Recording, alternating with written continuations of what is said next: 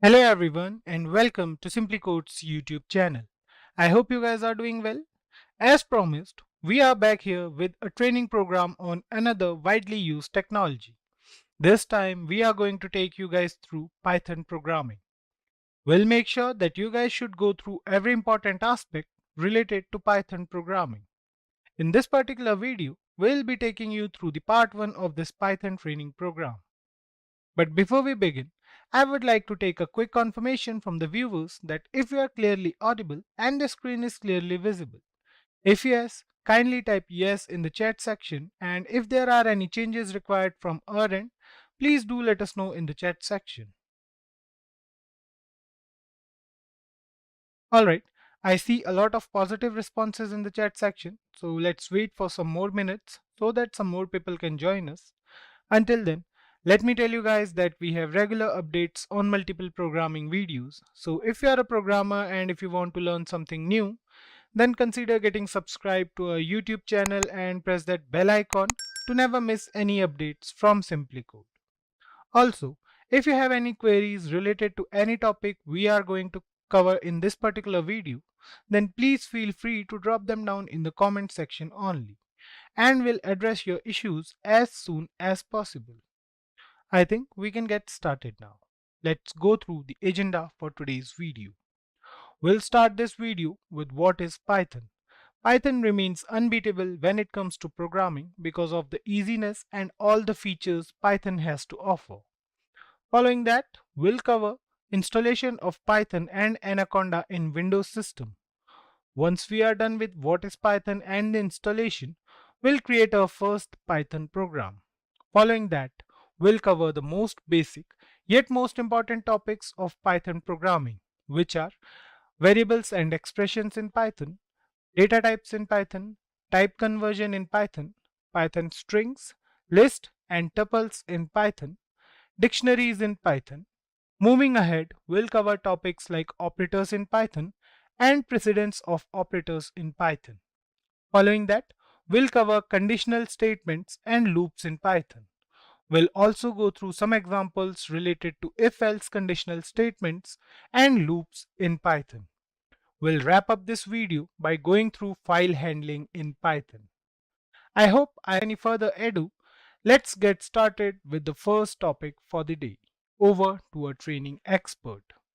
So Python programming was developed first by a person, a Dutch programmer by the name of Guido van Rossum, and him in the now the design philosophy behind Python was to create a language which was much easier to read and much easier to actually code in compared to the or in contrast to the languages that were prevalent back in those days, such as the language C.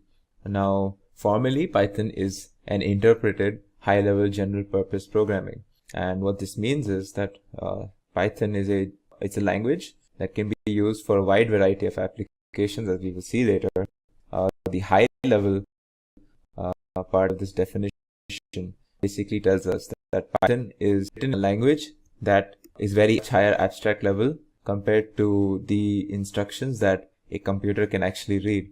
So in layman's term, you can say that Python is very close to the actual language that we humans use, and that's the way Python has been designed.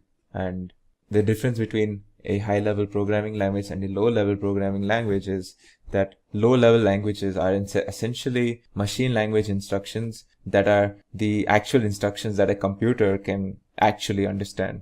A high-level language like Python is something that we humans understand better and we can write in it better. Now, the term interpreted over here essentially means that we don't need to compile our instructions that we give in Python. Now, as I mentioned earlier, that the computers or any system that involves computing needs low-level language to be fed to it so that the computer can actually understand, because computers cannot understand the way we write our code. And this process of converting from high level to low level is called compilation. And in most languages such as C, there's a special process involved called compilation, which we do after we create our blocks of code or scripts or whatever. Now, when we say Python is an interpreted language, what this means is that we can actually work on Python and see the results right at the get-go. We can skip this step of compilation because our system that runs Python actually does all of that conversion from high level to a low level language as we type our code. And this actually speeds up the process very well for us and makes programming in Python and other interpreted languages as well much easier for us. Python is of course an open source language. It's the most bare implementation of Python, known as CPython, is actually even currently being maintained by a foundation known as the Python Software Foundation. So essentially Python is being maintained, developed by a group of very talented developers, and it's open to pretty much anyone to work with and to create libraries for. This allows Python to be an amazing language in the modern world, because in the modern world we have different issues and different problems in different spheres and domains that we would need to update our libraries or update our packages that we use in our programming language on a very regular basis. And so Python, being an open source language, allows us to keep updating and keep up with the times essentially when it comes to solving problems. Now let's go over some of the features, and these features are actually why it's considered that using Python is advantageous over languages. So let's start with some of these points. Now, as we mentioned, Python is it's a very readable program. Code readability is very important. It's one of the design philosophies behind this when it was being developed. It's very easy to learn, which is why Python is an entry point for many people that are just beginning to learn programming. And as I mentioned earlier, it's a high-level language. In Python, since Python is open source, as I had already mentioned, so it benefits from all the benefits you get from any open source technology. Now, it's also portable. So what this means is that if we create a code in Python and we create it in a particular system, say on Windows, we don't need to make any changes if we wanted to use the same script or that same piece of code on some other system, say on Linux system or a Mac system. Python itself comes with a very large library. This us a lot because we don't need to create our own libraries or modules or have to download very specific libraries. Most of the problems that we do encounter quite commonly can already be solved by the standard libraries that have already been provided by the developers of Python right from the beginning. Now later on during the course, we will encounter what is the meaning of a data structure. A data structure is essentially manipulation of an object of data, and as you will see later, Python has one of the most user-friendly data structures that can be found in any language, especially compared to some of its contemporaries. Now, Python is a programmed language, and this is very important. And what this means is that in most compiler-based languages, there are certain processes that can only happen during the compilation stage. So what a dynamic programming language does is it takes all those compilation-specific tasks and processes, and it does it for us as we actually type the code. So we don't need to waste time or spend extra time to do something that would otherwise be needed to be only done in compilation. We would have to set out specific runtimes for that. So this allows us to create our programs and solutions much faster and allows us to do much easier. And so it's a very important feature about Python. Now, quickly, I will just go over some of the areas of Python where, like, areas of or different domains where Python is very heavily implemented. And the first few ones that come to mind are like web development and AI and machine learning. So you have technologies like Django and Flask that are built on top of Python that are used extensively for web development.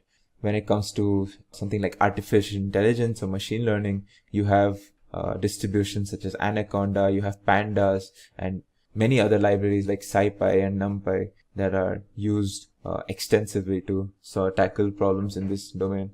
And similarly, Python finds use in most of the scientific work that goes on nowadays because of, again, some of the libraries that I have already mentioned, such as SciPy. Interestingly, if you are into game development or gaming in general, you would see that Python actually has certain libraries and certain technologies that facilitate game development very, very well. One very popular game, in case you are into gaming, is the World of Tanks that is built on Python. Some of the other applications are, of course, desktop, creating desktop GUIs, image processing, graphic design applications, and is very relevant to me and of course you as well, is creation of education programs. And they're in that were almost designed for the specific purpose of being able to present certain concepts or to be able to teach certain classes. And I can't think of too many programs or too many environments outside of Python that are better to solve these education and training course related problems and situations. Let's get to actually installing Python. So now, so I will show you how to install Python on Windows, since I have a Windows system. However, I will also point out the way you would have to install Python on Mac OS or Linux or even on mobile. So yeah, let's get started. So to install Python on a Windows computer, as well as going to python.org, downloads, you get redirected to this website, that this web page that I'm on out here. It by default it will ask you if you want to download Python 3.9, which is the latest version. But of course, if you, for whatever reason, if you needed a particular version of Python, you can download that as well by just scrolling down and choosing the option that you want. Now, it's important to note that whatever option you choose, of course, I would recommend the latest one, but no matter what option you choose, I would recommend you choose a version of Python 3 point something, because previous versions of Python, namely Python 2.7 and basically every version of Python 2 point something it will not receive any more maintenance and updates because the developers have decided that Python they are trying to shift towards maintaining and updating Python 3 point whatever completely right now. So yeah, let's not delay this any further, and let's just download Python 3.9. So once you select the option out here, you'll get an installer. All you have to do is click on that, and it'll give you two options: to customize installation or install now. I would of course recommend just to install now, since you're a beginner. Do not worry about what a custom installation is. If you have multiple drives in your system, by default the Python will be downloaded into the drive where your Windows is actually installed, your main drive. And this is essentially how you would download Python on your Windows system. Below this download Python option, you get the website asking you, are you looking for Python on a different OS? And it gives you the options of Linux, Mac, and even other OS. But for Mac, if you would just open this tab, and just like the Windows option, you would choose a version and you would choose an installer for that version. So if I want one, I would just download this installer and I would install on my Mac system. Now when it comes to Linux, I cannot show you exactly how you would install it.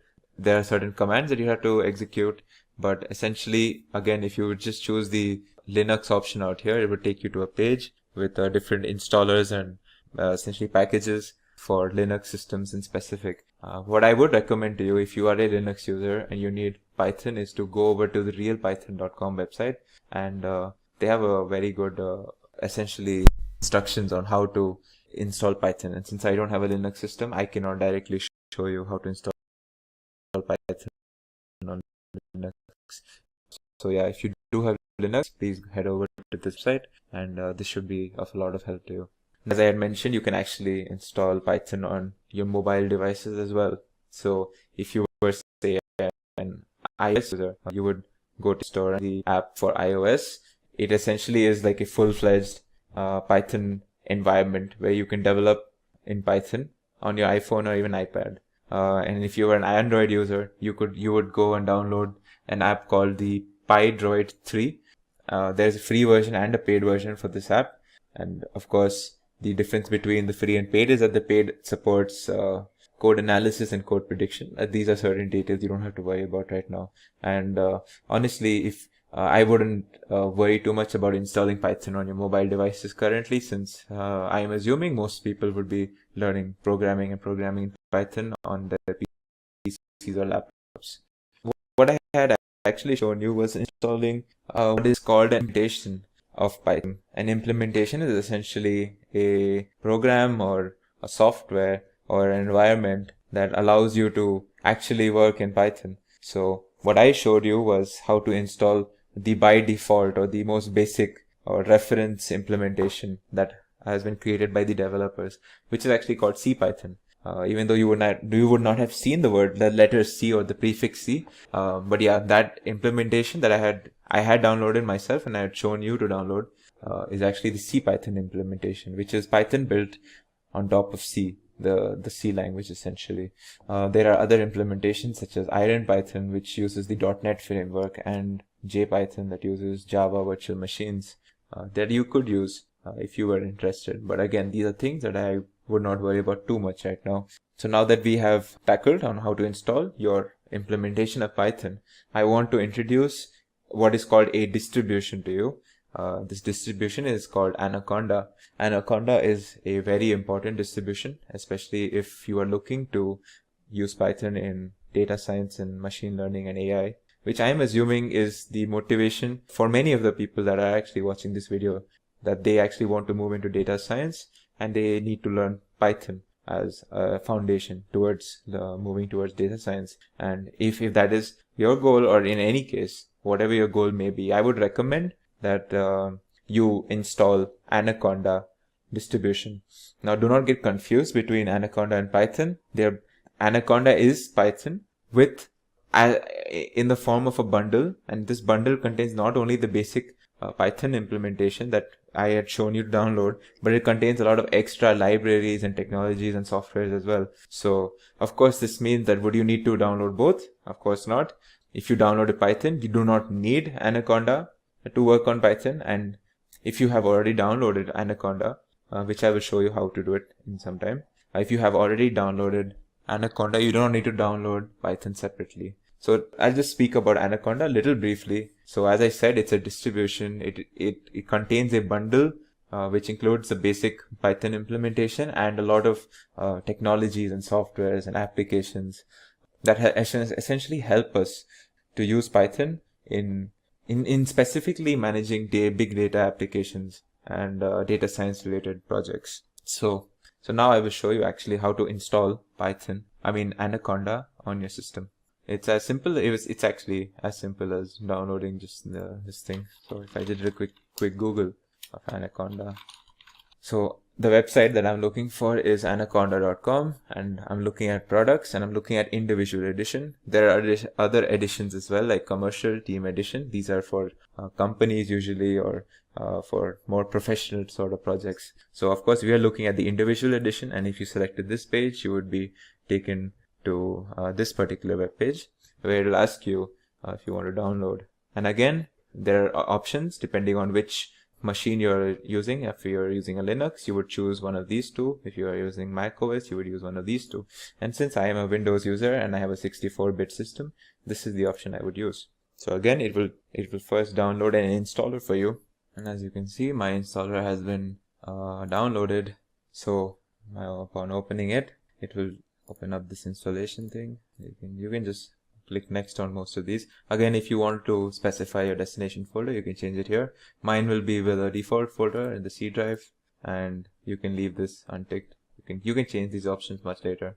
So this is how you install Anaconda on Windows, and it's pretty much the same on other systems as well. Now once it's done, I will show you what are some of the things that Anaconda contains that are not there if you installed Python, like the way I had shown you earlier, just the bare bones Python implementation. So as you can see here, my installation is actually complete, and now I will open Anaconda and I'll show you how you can actually use this Anaconda. So if I search for Anaconda in my system, I would look for something called Anaconda Navigator to actually get started with this. And when I open that, it should open something like this. So this is what opens when you click on the Anaconda Navigator. And as you can see, there are a bunch of applications. You don't need to worry about what these mean right now. Just understand that this is essentially a bundle of different applications and technologies that come along with just the normal installation of Python that you get when you install Anaconda Navigator. Now that we have actually tackled where we've seen how to install, and I'm hoping and I would recommend definitely that everyone is watching this video installs Anaconda, not just the normal Python installation or implementation. Let's get down to actually creating our first script. So now the question is, how do we actually start doing this task of creating our first Python script? How do we realize now that we've installed Python, how do we start doing something? So the answer to that question is that typically when you're working on Python, one of the most basic things that you can do is create a Python script and execute a script. A script is essentially a sequence of commands and instructions that you give for Python to run and execute to give you a certain result. So I will show you how you can create a Python script. Now there are multiple ways of creating a Python script. You can create it directly from command line, which is obviously something I would not recommend because it is not convenient and easy, and it's not very useful for a beginner. Another way is using a text editor such as the one I have opened right now, which is the Notepad++ text editor. Now it's very important to not get confused between Notepad++ and the standard Notepad that comes with your Windows or WordPad for that matter. In fact, text editors such as Notepad and WordPad that you are more familiar with create text and files in a form that is called rich text. Now, rich text is text that contains formatting and fonts, which is actually a hindrance when it comes to creating actual code. So what we need is a text editor that creates or writes text in what we call as plain text.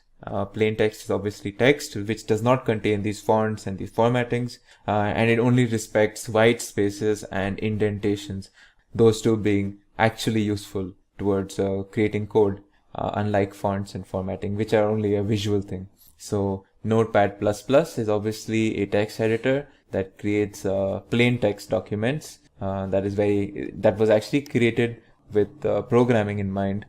Obviously, you can use a bunch of other text editors such as Vim and Atom, and you can Google for these. There are plenty of them. So without any further ado, let's create our first Python script. So one of the most famous examples of a first program in any program for that matter, not just Python, is creating a print statement that gives us a statement saying hello world. So in Python, this is how you would go about it, or this is the syntax you would use to create this statement. Alright. Now, where it is very important when you are saving your Python program that you use the .py prefix. So if I were to save this, I can choose whatever folder. I am going to choose, this folder seems fine.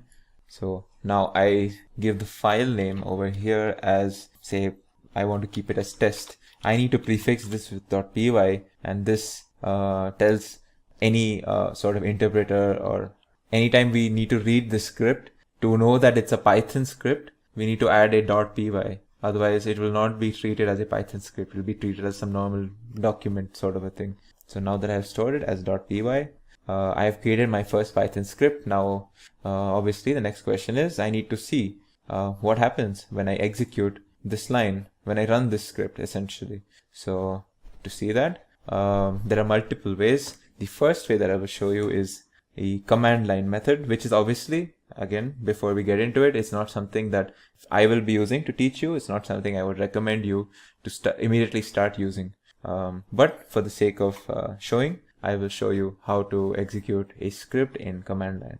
Well, to do this, since I have installed Anaconda in my system and I will be using Anaconda to work in Python, what I will look for is something called the Anaconda prompt. As you can see, this is the option that I get, Anaconda prompt.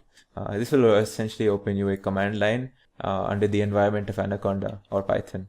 So in this, now I am already in the folder, I believe, that had my script. So how do I call this script, or how do I run this script? Well, the command is python space the name of my file, which was test. Of course, the prefix is very important, so I enter test.py. if this was in a different folder, you would have to change your folders in command line, which is again something that I might show you later. But since my file is already in the folder that I am in my command line, I would just have to enter this command right now. So if I execute this, as you can see, it's given me an output of hello world, which is what I wanted. I wanted it to print this these two words. And of course, the command line is now waiting for the next command for me. So this is one of the most simple ways of, or the most rudimentary ways of executing a Python script. Now, another question would be, well, this isn't the most visually appealing or not the easy to read or easy to use way of executing scripts. And I would agree. And that's why I'm going to introduce another technology or a software called the IDE. So the IDE in Python or in any programming language stands for Integrated Development Environment. It's essentially a software that not only allows us to run scripts, but it allows us to create the scripts. It allows us to debug. It allows us to see outputs. It allows us to see intermediary outputs. It allows us to do a wide variety of tools and tasks. And it comes with a bunch of robust features to enhance our Python programming experience. So let's see. So I will show you an IDE called Spider, which comes bundled along with the Anaconda distribution that I had mentioned earlier. So if I open the Anaconda Navigator, as you can see, the Anaconda Navigator shows me a bunch of technologies and options, and I'm looking for something called the Spider IDE, which is over here. As you can see here, it's a scientific Python development environment. This is exactly what I'm looking for. So I am looking to launch this. So now that I've launched it, you can see out here, this is what an IDE looks like. Now this looks very sophisticated, and almost any IDE is a wonderful software that where you can create your code, you can debug your code, you can check the results, you can make adjustments, changes, and you can do a wide variety of tasks and functions with relation to your programming. So this is the Spider IDE in particular, and this is how it looks. Don't worry about the exact details. Just know that on this left-hand pane is our current script that is open out here, and out here we will get the results in this is what we call a console essentially. So now that we have already created our script in Notepad++, and I want to open that script and I want to see how the result of that script would look in an IDE. So let's just open it. So we can browse for our file, and as I had named it test, this is the file over here. I open this, and as you can see out here in the left hand pane, my script has opened, and the command that I had given or had written is out over here. Now if I want to run this application, I press this green button, and as you can see, the result of my execution essentially is over here. It's in slightly small font, but as you can see over here, it says hello world. And the next line is essentially it's waiting for me to do another execution of the script, and then it will give me new results. So let's actually give the system new results. So now that I have printed something called hello world, let's change what's written over here. Let's say I will perform basic maths. Alright, and let's actually perform the basic maths. Again, don't worry about the details, the syntax, what I'm exactly doing.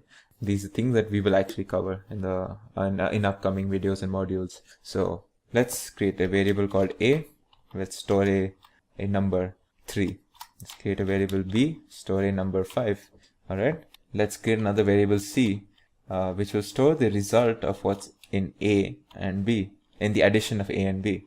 Alright, and let's print the result, or print what's in this variable c, or what's the result of a plus b. I will print a statement saying the result of the addition of 3 and 5 is, alright, and I will put my result over here.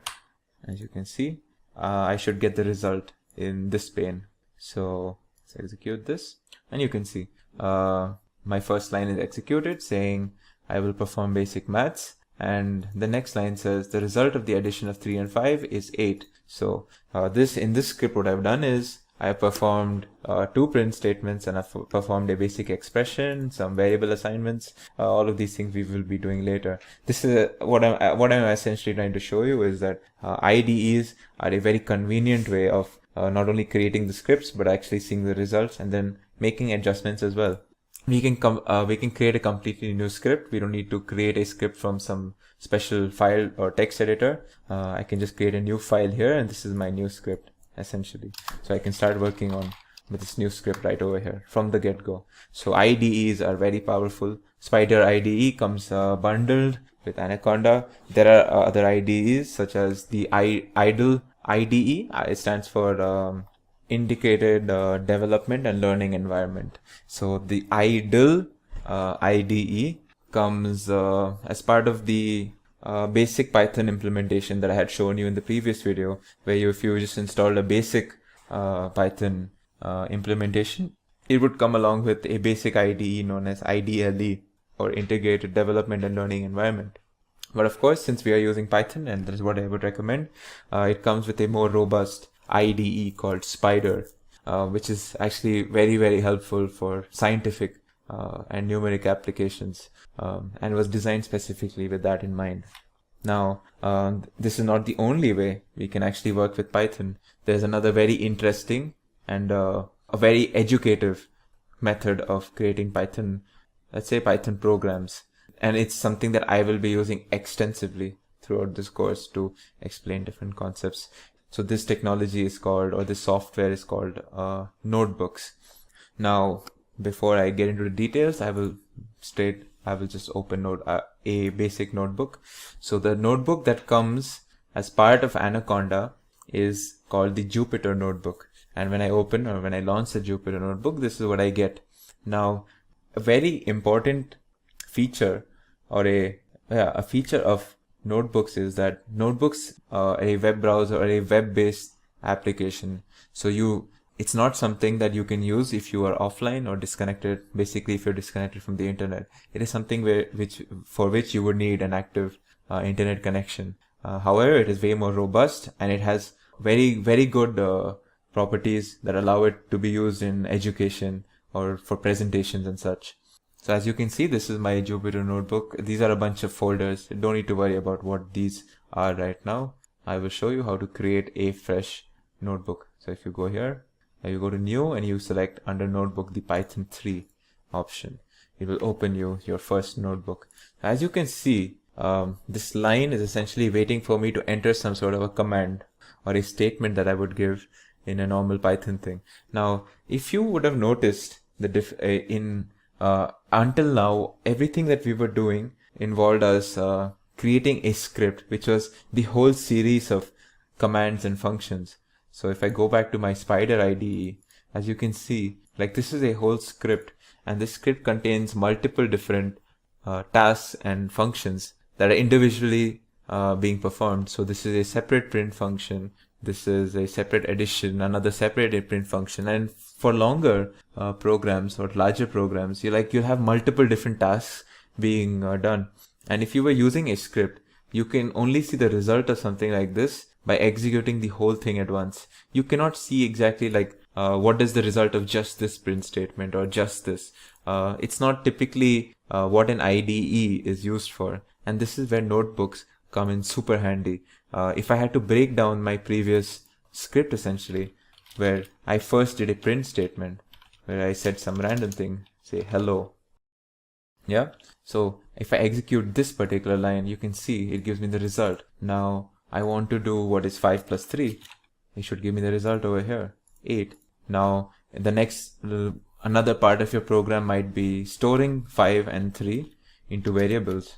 So I can do this, and I can do this. So now this line will store the variables. Now I want to do the addition of what is 5 plus 3, but I want to use the variables, and I want to see what's the result. As you can see, a plus b means 5 plus 3, which is 8. And I've essentially broken down various different parts of my previous script into its individual tasks, and I'm able to see what each part of that script does. And this is very good when it comes to making presentations or trying to teach a class.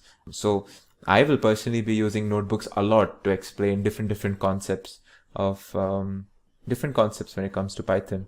And I would recommend that you get used to notebooks in general, because it's an amazing way to learn Python programming, or programming in general, in fact. And again, as I had mentioned earlier, notebooks are something that it's an online application. It's a web-based application. So I will have to need a active internet connection to be able to work on a notebook, which could be a disadvantage if you do not have a consistent internet connection. And in that case, you would probably use your IDEs or text editors, which can be used offline as well. Let's start with expressions. Well, an expression in Python is anything that results in a value. Its difference, or the difference between an expression and a standard statement in Python, is that a statement in Python is something that results in an action or an execution of a command. There is no calculation per se, or any sort of manipulation, or, as I said earlier, calculation resulting in between two different, say, numbers or other objects that results in a value. And this happens in the case of an expression. So for example, if I were to add two numbers, say 5 plus 10, this is an expression where two objects, 5 and 10, are being added and a result is being given to me, which is 15. Now let's see an example of a statement. Well, a statement could be something like a print statement. So when I ask Python to print something for me, it's not calculating anything, it's not evaluating anything, it's simply performing an action that I have, or a command that I have given the system, which is to print whatever I have entered over here, as you can see. So this is a statement. Similarly, there are another type of statement known as assignment statements, which we will learn actually right in the next section. Well, let's move on to variables right now. Now, earlier, you might have learned about objects in Python. So objects are essentially data that we can work with or manipulate in Python. Now, variables are a place to store these different objects. Usually, it's much easier to store objects in Python instead of using the objects explicitly themselves, because objects may be very complicated, whereas variables are very simple to use and very simply are named in a very simple manner so that we can use them quite often in our programs. Now, it's important to note that in Python, we do not have to explicitly declare or define a variable to create them. In fact, variables are created in the same statement where we assign some object to that variable. In Python, the assignment of variables happens using the assignment operator, which is the equals to sign. So if I wanted to assign a number, say 100, to a variable, say b, well, it would be as simple as doing this. Now, anytime I want to know what is stored in b, I just have to enter b and I will get the value that is stored in it. And we can store different types of objects inside any variable. Let's say I want to store this particular word in the form of a string. Now this is stored in x, and if I want to know what is in x, I can just see what is here, and it's a string hello, which I had stored earlier. Now it's very important that we follow certain naming rules when it comes to naming our variables in Python, or else we may be thrown errors or we might get some problems in our program. So the first rule is that you cannot start your variable name with a number. So if I were to give a variable name like 4num is equal to something, say the same string hello, this would be an illegal variable name and I will get an error when I try this. So if I were to choose in num4 is equal to hello, this would be perfectly fine. I won't get an error. The second rule is we are not allowed to use any non-alphanumeric characters except the underscore character while naming our variable. So for example, if I were to name my variable num_4 and I said random, some random string, this is perfectly fine. However, if I changed num_4 to num-4, this will throw me an error, as you can see over here.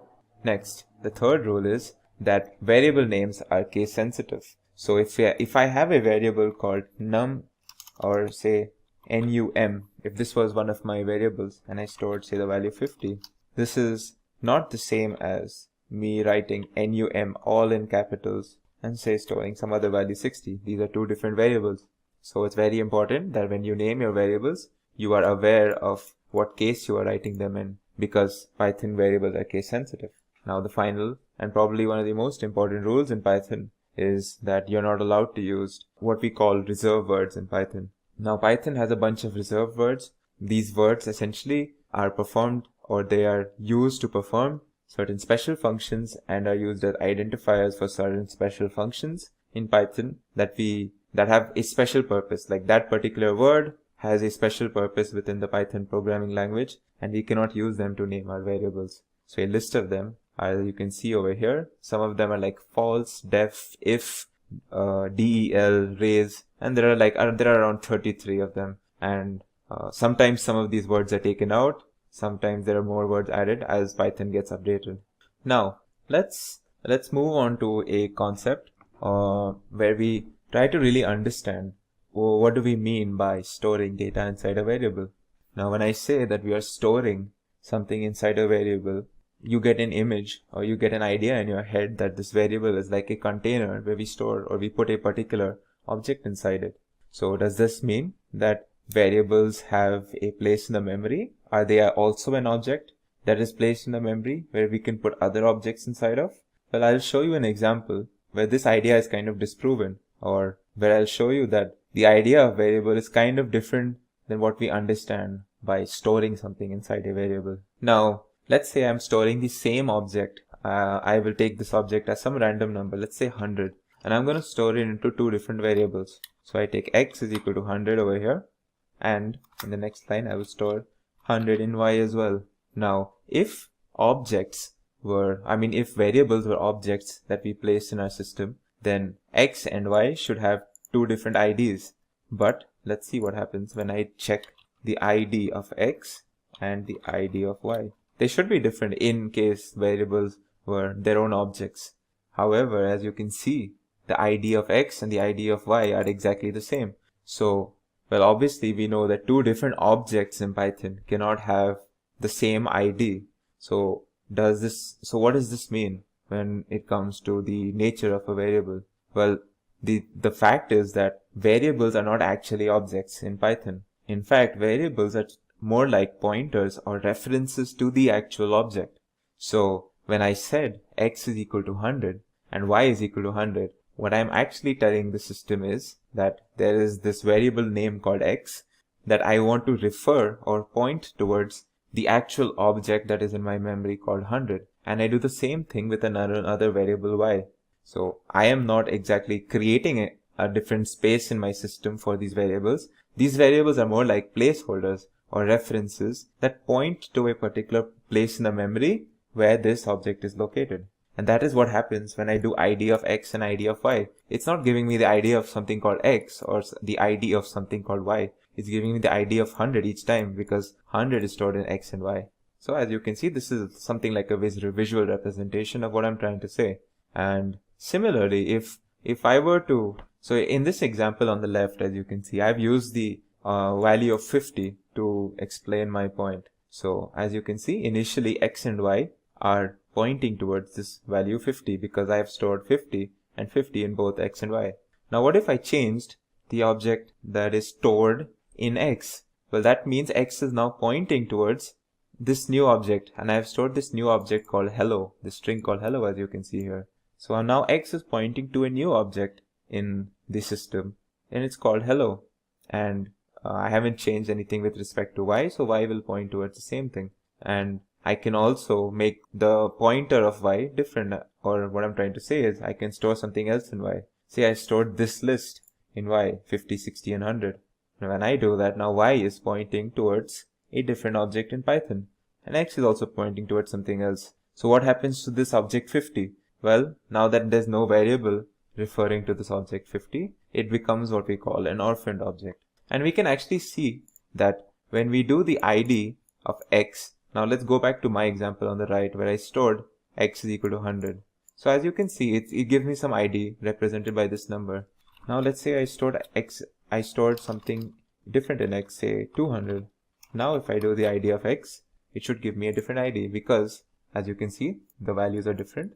And this is because this object 200 is what is stored in x, and when I do the ID of x, I'm actually getting the ID of this new object now, 200. So as you can see, variables are, they should be, and they are treated more like references or pointers instead of containers for a particular object. And now you will be introduced to the concept of objects in Python.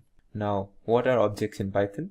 Well, all the data that we manipulate or use in our operations in our code are represented as objects or relations between objects.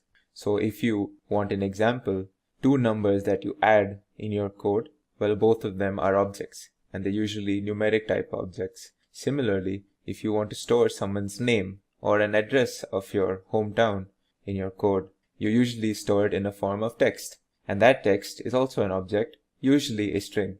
Similarly, you might want to create a container of different smaller objects inside them, and that big container is also a type of an object, and one of those containers are called lists. And similarly, we have many different types of objects which we will be covering during the duration of this course. The following pictorial representation gives us a broad classification of different Python data types and objects.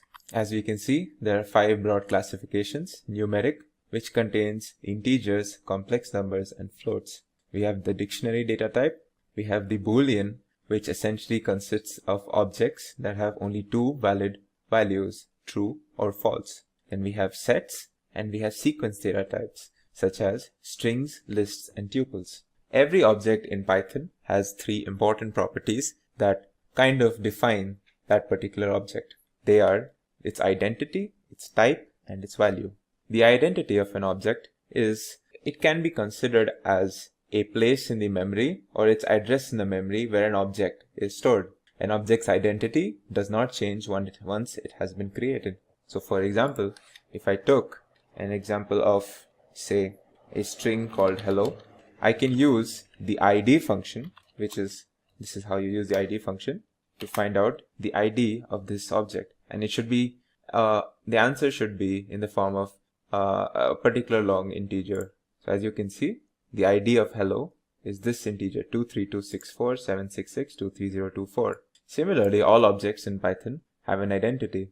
We have another operation with regarding the identity of an object is the is operator. And the is operator compares the identity of 2 objects. So if 2 objects have the same identity, it should give the answer true, otherwise false. Now the next property of objects is the type. The type of an object is essentially what defines what kind of values and operations that object can have. So for example, a numeric data type in Python, such as an integer, would allow us to do arithmetic operations. And similarly, string object type in Python will allow us to do concatenation operations. Much like its identity, the type of an object cannot be changed as well. Now let's see what's the type of that particular object that I had shown you above. As you can see, it should be string. str stands for string. Similarly, if I did a type for a number, say 50, it should give me int, as you can see. Now the third property of an object in Python is its value. Now the value is the actual data that is contained in the object. It's the thing that we use, that we display, that we can manipulate, and that we can perform operations on. So for example, if I were to talk about this string is hello. So the value of the string is the word or the sequence of letters that spell out hello. And similarly, this particular object is a numeric object with the value 50. Let's see, in this pictorial representation, I have shown you that you can assume this dashed blue area as the memory of the system. Now within this memory, we have objects created called 50 and hello, and this list containing smaller objects called cat, pen, and 40. Now, what I'm trying to show you here is each of these objects have a type, an ID, and a value. And let's see what they are. So if I wanted to see, as we had already seen the type of 50, now let's find the ID of 50. As you can see, we get this unique ID for the object 50, which is obviously not the same as the ID of the object hello above. And the value of this object is the variable 50 itself. So that was a brief introduction into objects in Python. And now we will cover the topics of numeric object types and type conversions in Python. So let's get started. Numeric object types in Python are a broad classification of objects. Plenty of common real-life applications that we associate with numerals, such as arithmetic operations and calculus, are done in Python using numeric object data types. There are 3 main types of numerals or numeric data types in Python. They are integers, float, and complex. Integers, as the name suggests, represent all integer values in Python. These can be such as 100, -3, 305, and so on. Floats are used to represent numerals that contain decimal points such as 100.3, 3.9, 4.8, -6.8, and so on. Then there is the complex object type, which is used to represent complex numbers in Python. And this is an example of a complex number, 3 plus 7j. This is a complex number 3 plus 7j, where the real component is 3 and the imaginary component is 7. All complex numbers have a real and an imaginary component, and this is how we denote them. Now it's important to note that this j is a very common symbol in maths and engineering used to denote the imaginary portion of a complex number. And it's the same in Python as well. So moving on, let's talk about type conversion in Python. Type conversion refers to the conversion of an object from one data type to another, for example from string to an integer. And there are different types of conversions, and let's go through some of them. First of all, let's consider the conversion of something to an integer, and more specifically, let's consider the example where we convert a string to an integer. So let's consider my example string to be something called 145, and I'm storing this within a string for a reason, because I want to convert a string to an integer.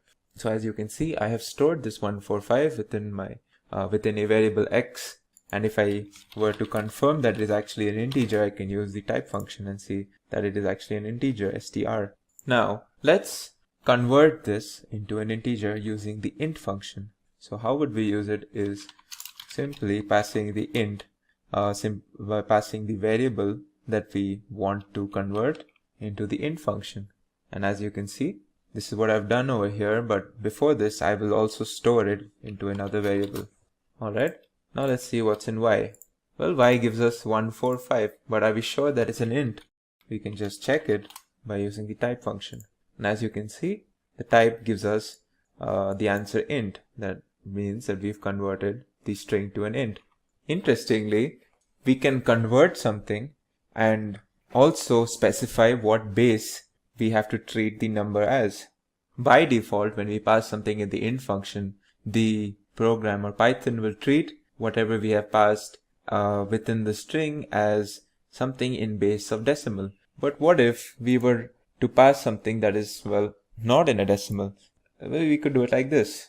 Now let's store y, and in y let's do this, and I will show you what this means. X, and I will give a comma and 8. What this tells Python is, well, I want to convert the string in x into an integer, but I want to treat whatever is in x as a number of base 8. So 145 is actually 145 in the base 8. Now when we see what's in y, we get 101, which is different to 145, because, well, 101 is actually the decimal equivalent of 145 in the base 8. Similarly, if we were to give it in the base 2, we would just replace 8 with 2 over here. Now next, let's talk about converting something to a float. Now as we know, float is just simply something that has a decimal point. So let's convert an integer into a float. How would we do that? Simply by using the float function. So if I gave 120 and I pass this integer through the float function, I should get 120.0. These two are not the same, though they may mean the same things to us, but for Python, 120 is an integer and 120.0 is a different object, which is a float. And this is how we convert something to a float. Now what if we wanted to convert an integer to a string? Well, we can use the str function. We can also use the hex and the oct function if we want to convert a particular number to a hexadecimal or an octal string respectively. Let's look at all three examples. Say I have a number 688 and I want to convert this into a string. I just use the str function around this. So as we know, just to confirm, let's see what the type of 688 is. This should be an int, as we can see. But let's say we convert it into a string 688 and let's store it into some variable. Let's call it a. Alright, now let's see what's in a. It gives us 688 in the form of a string, but we can confirm by checking the type of a. It is an str, so it is a string. Similarly, we can use hex if we wanted to convert an integer into its hexadecimal equivalent in as an output of a string. As you can see, this sort of complicated thing is actually telling us that we have converted 688 in terms of hexadecimals. Now, how do we read this output? This 0 should not be treated as anything. It's more like an identifier, which says that the letter after this first 0 is the base of this whole number. So it's saying that X stands for hexadecimal. So it's saying that 2B0 is to be treated as a hexadecimal number. And if you did basic maths, you would find that the decimal equivalent of 2B0 is 688. Similarly, if I did oct, if I use the oct function for 688, it will give me the result something like this. So again, how to read this?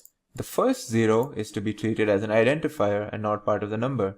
What it's saying is the letter after the first or after this 0 is the base of the number following these two characters. So as you can see, what's this saying is that this whole number is an oct represented by this letter O, and the number itself that we are dealing with is 1260.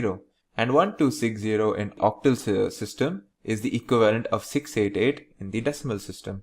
So this is how we've converted an integer into a hexadecimal or an octal string. Now, what if we wanted to convert two numeric objects into a complex data object? Well, for that we can use the complex function, as you can see here. If I passed complex 5 and say something like 3.1, let's see what this gives us.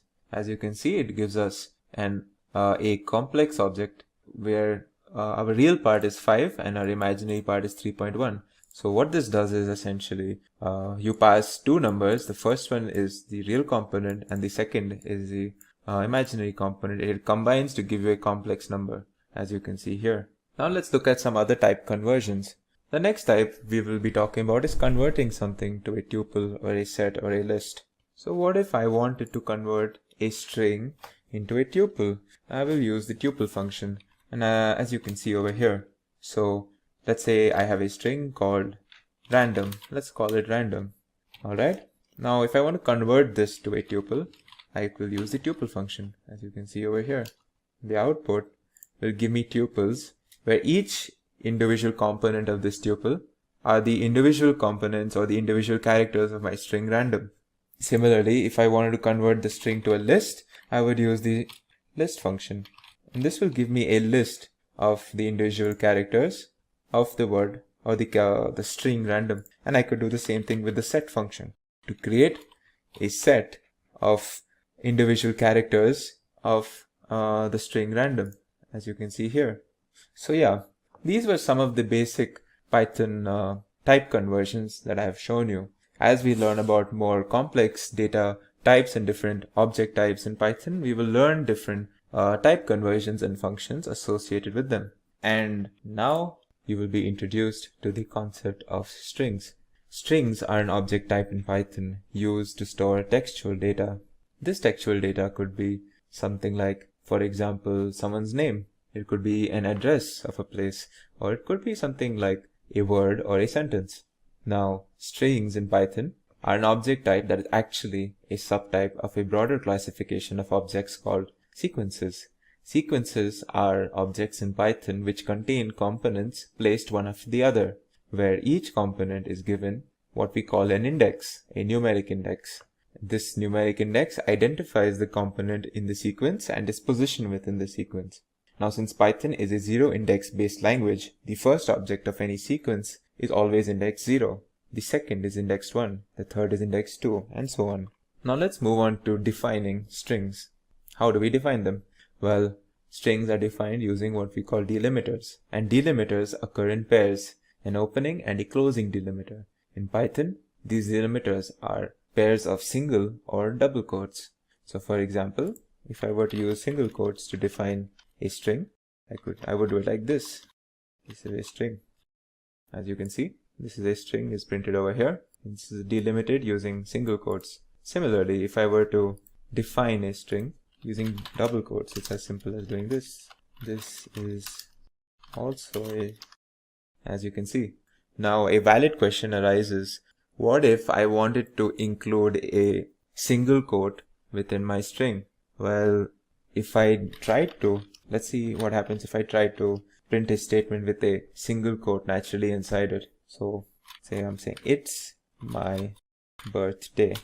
Alright, let's see what happens if I try to print this statement. It says invalid syntax.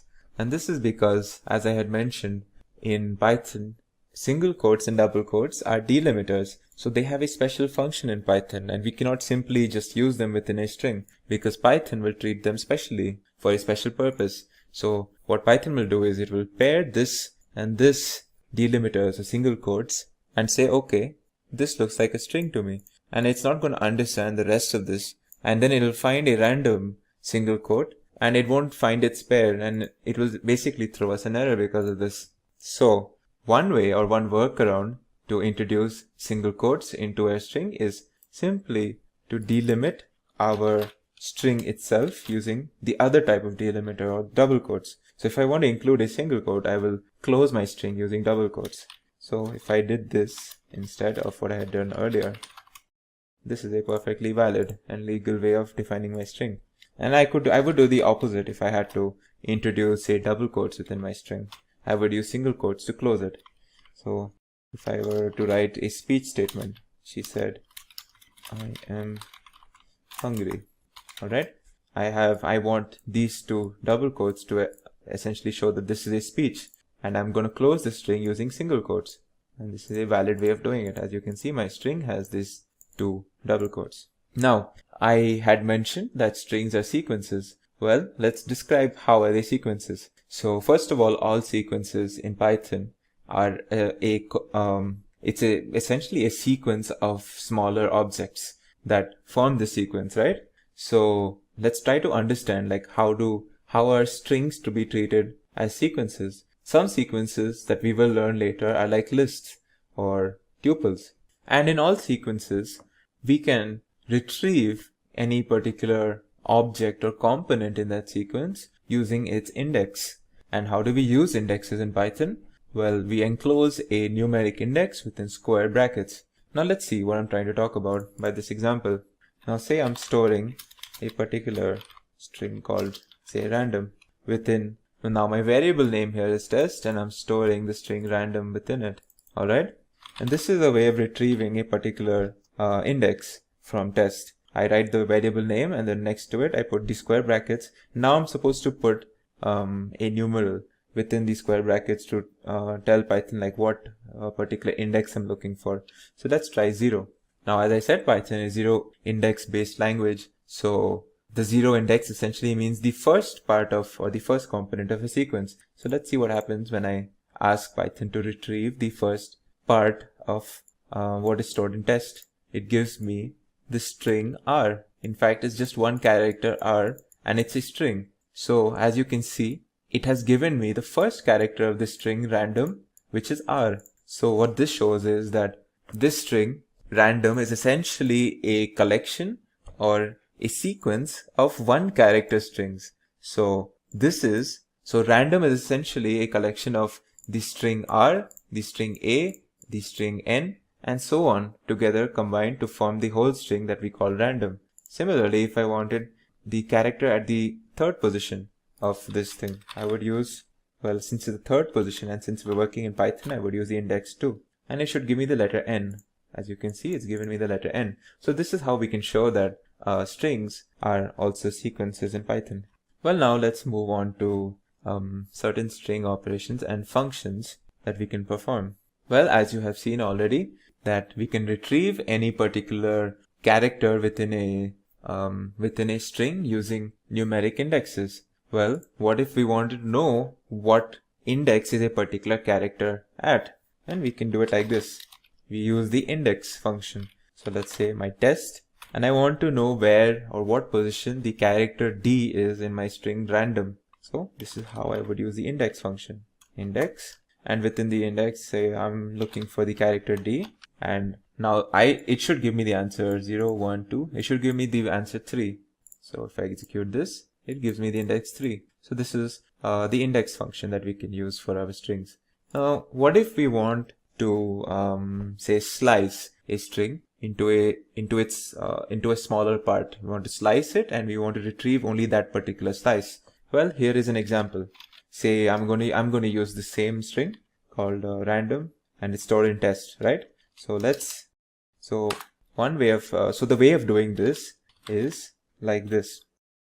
Now let's just see what this does first. As you can see, it's given me A and D, and if I went to my string random, A and D is this particular slice. Now let's try to understand what I have done by entering 1:4. Well, what this has done is it's retrieved a slice from the first position, the first index, which is the character A, up until the fourth position, which is the character O, but it has not included O. So it's very important when I index like this, every time I put something to the right of this colon, I am not including this itself. Alright? So it's essentially when I say 1:4, what I'm telling Python is give me the first, the second, and the third character, but not the fourth one. So it's given me A, N, and D. And this is how we do a slicing operation in Python. Similarly, if I were to say slice from the first, if I wanted only the first and the second character, this is what I would do. If I wanted the first and the second character, I would do 1, 2, 3. So this way it tells Python that I want the first, I want the second, but not the third so as you can see, I get A and N. Now, so this is a basic slicing. What if I wanted the portion of a string from a particular point all the way to the right or all the way to the left? Well, let's consider the example of where I want the portion of the string random from the, say, fourth character until the left. Well, the way I would do this is test. Now, since I want it all the way to the left, I don't enter any index to the left of my colon sign. And since I want everything to the left of the fourth character, I enter 4 here. So as you can see, it gives me A, R, A, and D, which is everything from the fourth character of my string random to the left. Similarly, if I wanted something to the right of it, I would just do it like this. I would enter some index here and I would leave the portion to the right of the colon blank. So this will give me everything, including the third character, since this is how we treat the indexing in Python, everything including the third character all the way to the right. So this is DOM, as you can see. Now another perfectly valid slicing is, say I want to slice or take out different characters from the string, but I want to skip certain characters. Like I want this one, then I want to skip one, and I want to take the next one, and then I want to skip one. Well, in that case, we have to introduce a step. So one way of doing this is, now how do we read this? So as you can see, I've written 0:6:2. So what this is telling Python is, I want every character from my string test, starting from the 0th character up until the 6th, but not including the 6th, after skipping or taking 2 at a time. Taking 2 at a time can also be assumed as skipping 1 at each step, or skipping 1 character at each step. So what this will do is, it will go to random, it will take the 0th one, it will take R, and then it will skip the next one. So it will not consider A, and then it will pick N, and then it will not consider D, and then it will consider O, up until the 6th character, whichever that may be. And if you see the output, it gives us R, N, O, which is exactly what we wanted. We wanted R, we wanted N, we wanted O, where we skipped A and D, or we skipped every second character essentially. So this is a way of slicing strings while also skipping certain characters, or skipping characters in steps. Now Python is also there's another interesting technique that we can use in Python to where we can start retrieving characters from the rightmost side of a sequence or a string. We can use negative indexes. So if I were to, for example, show you, let's see what this gives me. Test what is a -1th index. It gives me the character M. Now remember, a string is random, so -1 gave us the last character of the string random, which was M. So this is a way of using negative indexes. And similarly, if I used test -2, it would give me the second last character, which should be the character O, as you can see here. Now there are some other important functions that you may use in Python For that, let's create another string. Let's call it upper, lower. All right. Now I'm storing it again in the same variable test. Let's see what happens when I use the upper function and what happens when I use the lower function. Now I'm going to use the lower function for this. So these two functions will respectively give us the result or give us our string in uppercase and lowercase respectively. So as you can see, the upper function created the first string in full uppercase and the second one created this string in full lowercase. Now another important and probably one of the most important methods that we use for strings, especially when it comes to data science, is the split function. So let's see what I mean by the split function. Let me create another string. Let's call it hello world. Alright. And I'm going to use a split function and I'm going to see what happens when I use this function essentially. So what I'm doing in these three lines is I'm creating the string hello world. I am storing it in test and then I am using the split function on the test, and whatever result I get, I'm storing another variable called sliced, and then I'm just going to show you what is in sliced. As you can see, what's happened to the string hello world is that I have broken it into its components, or its component words, if that makes any sense, into hello and world, and I've stored both of these into what we call a list. Now you might ask, well, how does Python know that it has to separate at a blank space? Well, the split function by default will break up a string at its blank spaces. But if we wanted, we could break it up using or at every comma. So for example, if I wrote hello world using comma, and if I put a comma inside over here, and now if I try to execute this, like for example, I'm going to look for commas in the string, and then I'm going to try to split it. As you can see, there's no splitting happening. I have one list with my original string itself because it's not found a comma. What if I introduced a comma over here? Now let's see what happens. As you can see, the splitting has happened. It's found this comma and it's caused a split between hello and world. Similarly, in my string, if I put a comma again and I put something else, it should give me the split over there again. So we can define our split using whatever we put in between these circle brackets after the split function. It's just important to note that by default, if in case we do not enter anything over here, it will use blank spaces to do the splitting. Another very important operation and very common operation in strings is what we call concatenation. So if I have two strings first and say another string second, and I want to join these together, well, the operator I would use to do this is called the plus symbol. This is the concatenating operator when it comes to strings. So what is the result of this? Let's see. Let's print this out. Let's print this whole thing and let's see what is the result. As you can see, what this has done is it has combined the string first and the string second into one string called first second. So this is the concatenation operator. Now finally, the last topic in this lesson is the topic of escape sequences. Now escape sequences are special commands that tell Python to either suppress special meaning of some character or symbol in a string, or give some special meaning to an otherwise ordinary character in a string. So let's look at the first example. Now remember earlier in this video where I was telling you like what is the way of writing, or how do we introduce single quotes or double quotes into a string, and I had told you the trick. If I want to use a single quote in my string, I just close it using double quotes, or if I want to use a double quote, I close it using single.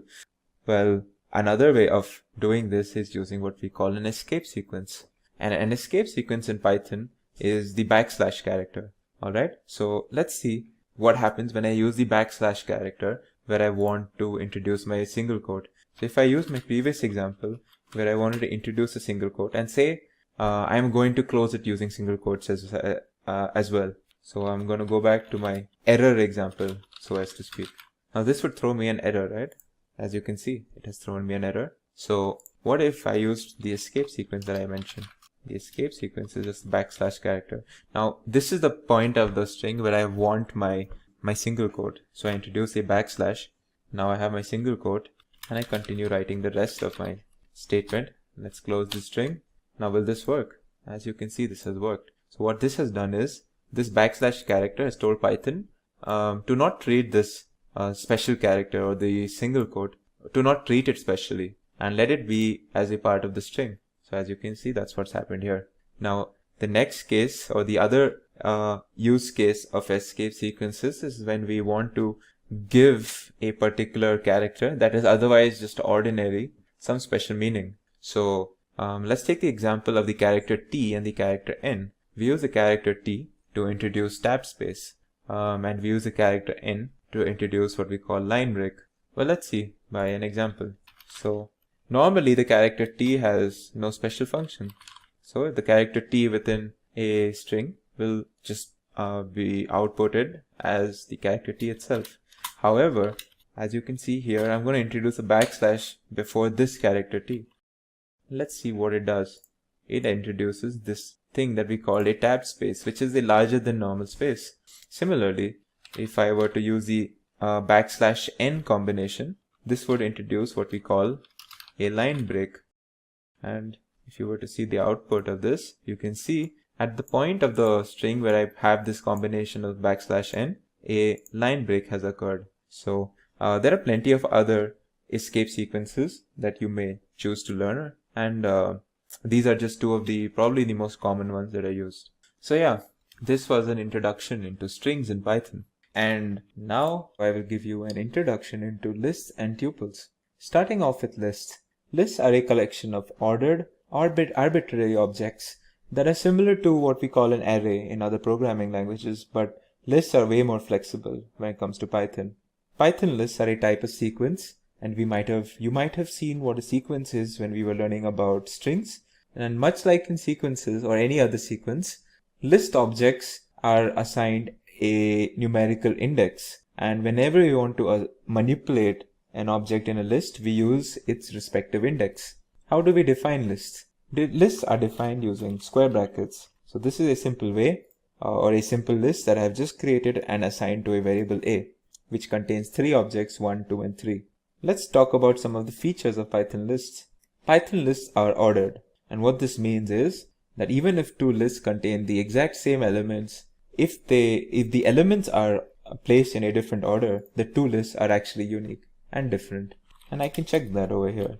I have created a list 1, 2, and 3, and say if I create another list 2 and 1 and 3, the same elements but in different order, I will use the is function to check whether these 2 lists are the same. And if they are the same, when I use the is function, it should give me the value or the answer true. And if they're not the same, it should give me the value false. And as you can see, I get the value false because even though I have 2 lists with the same elements, they are in different orders, and so they are different. And that's what we mean by lists are ordered.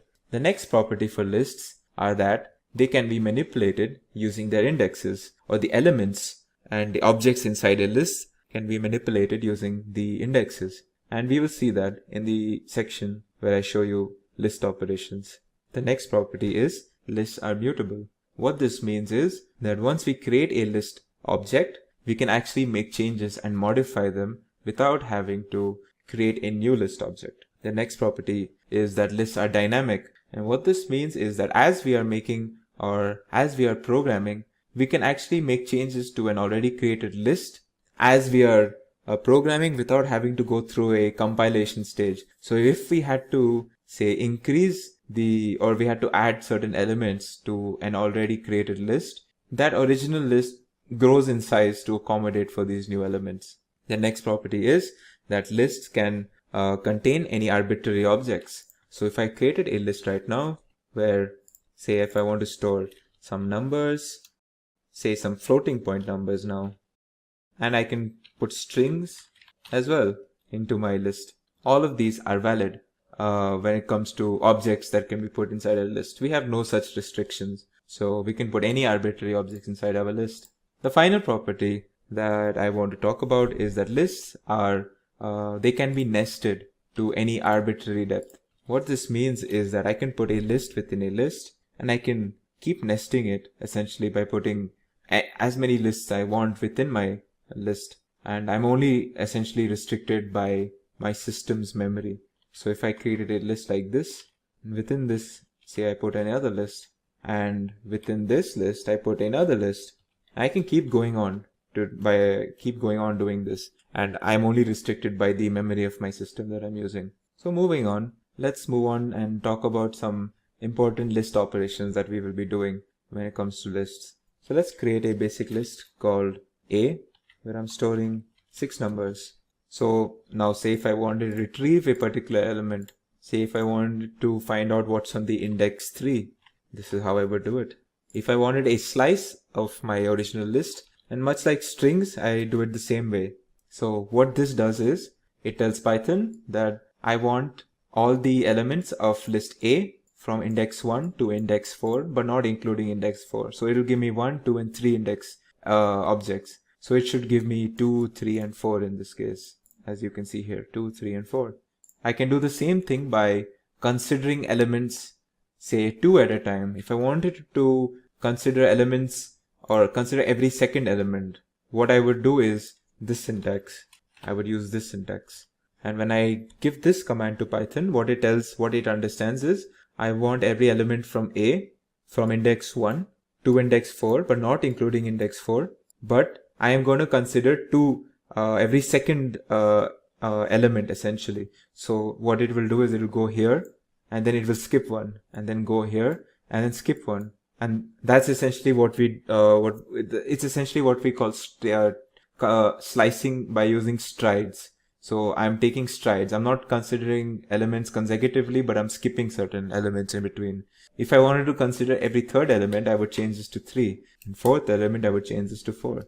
Alright. So let's see what happens when I take every second element. It should give me, it will consider, say, from 1 to index 3, right? So it should consider essentially this section. But since it's going to skip 1, it's going to consider this, skip this, and then consider this. It should give me 2 and 4.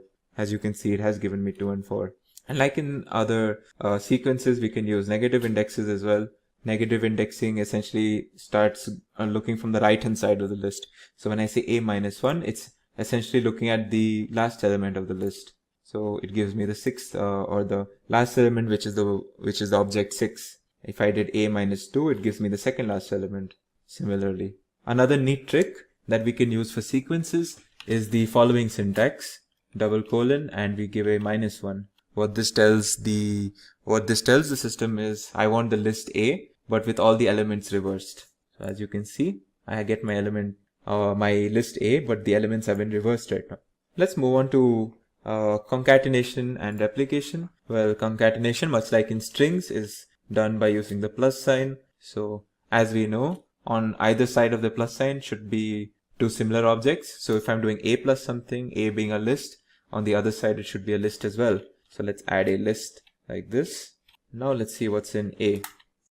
As you can see, my original list has 7, 8, 9 added to it. And I can also add things to the beginning of a list similarly. So if I wanted to add, say, 0, at the beginning of a list, I just do it like this, and I get the element 0 added to it. It's very important to note that I actually added 0 within a list, because if I did 0 like this, it will throw me an error, because like this 0 is just an int object and it's not a list. But when I put the square brackets, I make it a list, and then this concatenation becomes valid because A is also a list. Similarly, if I did A star 2, this is essentially replication, or a replication function, where I'm repeating the values in A twice. If I did A star 3, it's the same function, but now I'll have the elements repeated thrice, as you can see here. Let's move on to modifying list values. This also shows the mutable property of lists that I had mentioned earlier. So let's consider this example. So I created a list with elements where there's the 3 strings: eggs, apples, and carrots, and I have 5 int objects, 1, 2, 3, 4, and 5. Now if I wanted to change, say, the first element, all I have to do is take the 0th index, and say if I want to replace eggs with say mango, this is how I would do it. Now I've replaced eggs with mango. If I check what's in B, you can see the eggs have been replaced with the element mango. Similarly, I can use the slice syntax to replace a particular slice from my list with a slice essentially. So let's look at this. I want to replace the first 3 elements. I want to replace mango, I want to replace apple, and carrot. So what I will do is, I will consider this since this caret is the second index, so I will consider 0 to 3 because the third is not counted. Now I'm going to replace this with three different, let's see, kiwi and say sponge. Now let's check what's in B. You can see my three elements have been replaced. In fact, I don't have to replace like for like. If I want to replace, say, three elements with only one or two elements, that is also possible. So now if I want to replace the first three elements, kiwi, orange, and sponge, with just one element, this is how I'll do it. Let's say wine. Now let's check what's here. As you can see, three elements have been replaced with one wine. I can do it vice versa as well. I can replace smaller number of elements with a larger number of elements. But here there is a slight caveat that I want to show you. So an obvious way of doing this would be, say if I wanted to replace the first element wine with three different elements, an obvious way would be just consider that element's index and then put whatever objects you want. Say I want to add, instead of wine, I want to add beer, I want to add ball, and say club. Yeah, well, let's see what happens. Now if I say B, check what's inside my, you can see my elements have been added, but they seem to have been added as is. I had entered a list over here, and that whole list has been replaced, or this wine has been replaced by this whole list in the first position. But that's not exactly what I wanted. I wanted the elements within this list to be individually placed into my list. And the way to do that is not this syntax, but actually what I'm going to show you now. If I want to replace one, if I want to replace the index or the object at index 0, I would give this statement, a slice statement, where I will give 0:1. So when I do this, and if I, so let's create my old scenario again, where I had wine, and I had 1, 2, 3, 4, and 5. Now if I do this, B0, but I give a slice, then this slice is essentially a single object slice. It's essentially the 0th index again. But because of this formatting or this type of syntax that I'm using, what Python will do is, now when I say beer and ball and club, now what Python will do is, it will not consider this whole list and add it to in place of wine or whatever I want to replace. It will actually consider the elements inside of this individually and then replace. So if you see here, now if you see my list, I actually have the, I've removed wine, and in place of it I've put beer, ball, and club, but these three are actually individual objects within my list and not objects within a list that is then placed within my original list. So this is an important caveat that you should take note of. So moving on, let's talk about certain methods associated to lists. Let's take a simple list now, 1, 2, and 3. The first operation that I want to show you, or the first method, is the append method. So when I do a append, and say if I want to append the list by one object called 4, I just do it like this. Now let's see what's in A. So as you can see, the append has put the object 4 into my original list. Now say if I wanted to append three different objects, I want to append 5, 6, and 7 now. Let's see what append function does. Oh no, as you can see, it's done a similar operation to what we have seen earlier when we gave a single index or the single element replacement that we saw earlier. It essentially put this whole list into this particular spot into the list, and this is not what I wanted. I wanted 5, 6, and 7 to be individually placed, and we do have a way of doing that, and the way to do that is the extend function. That is what I'll show you next. Now if I want to extend, say, the original list by three different elements, 8, 9, 10, when I use the extend function, it will not put this whole thing. It will consider each object inside this thing individually and then add it to A. So if you see my result, this is exactly what I wanted. Now the next method that I want to discuss is the remove method. So the remove method is how you use it is, within the parenthesis you put the object that is present in the list that you want removed. So you don't give an index over here, you give the object itself. So if I want the object 8, alright, this number, if I want 8 itself removed, what I will do is put the value 8 here, and it will remove it from my list. So if I check my list A, as you can see, the value 8 has, it's gone. Another similar function to remove is the pop function. Now the pop function by default will remove the rightmost value from the list, but unlike remove, the pop function actually outputs a value, and that value is what we have popped out of the list. So by default, it will pop out the rightmost value of a list, or rightmost element of a list, and in this case that element is 10, so it should give me 10. But of course, if we want to pop out any particular object, in this case we do not give that particular object, we give its index. So now say if I want to remove this list object from my bigger list, as I can see, it's in index 0, 1, 2, 3, 4th. It's the 4th index. So if I want to remove the list which is at the 4th index, I give the index value inside the parenthesis and it pops that out for me, as you can see over here. So this was it for lists. Let's move on to tuples next. So tuples are another ordered collection of objects much like lists, but they differ from lists in two key properties. First of all, tuples are defined using parentheses instead of square brackets. So this is how I would define a tuple with elements 1, 2, and 3. And the next very important property that is different, or that differentiates tuples from lists, is that tuples are immutable. And what this means is that once we create an object of type tuple, we cannot make any modifications to it. We would have to only create a new object if we wanted something different. And this is obviously a key difference between a tuple and a list.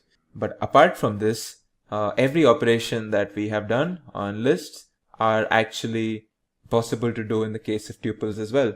So any operation that we did to lists that did not modify the list, or that does not do any modification, we can actually apply to tuples as well. So if I wanted the first element of this tuple, all I have to do is call it by the index 0.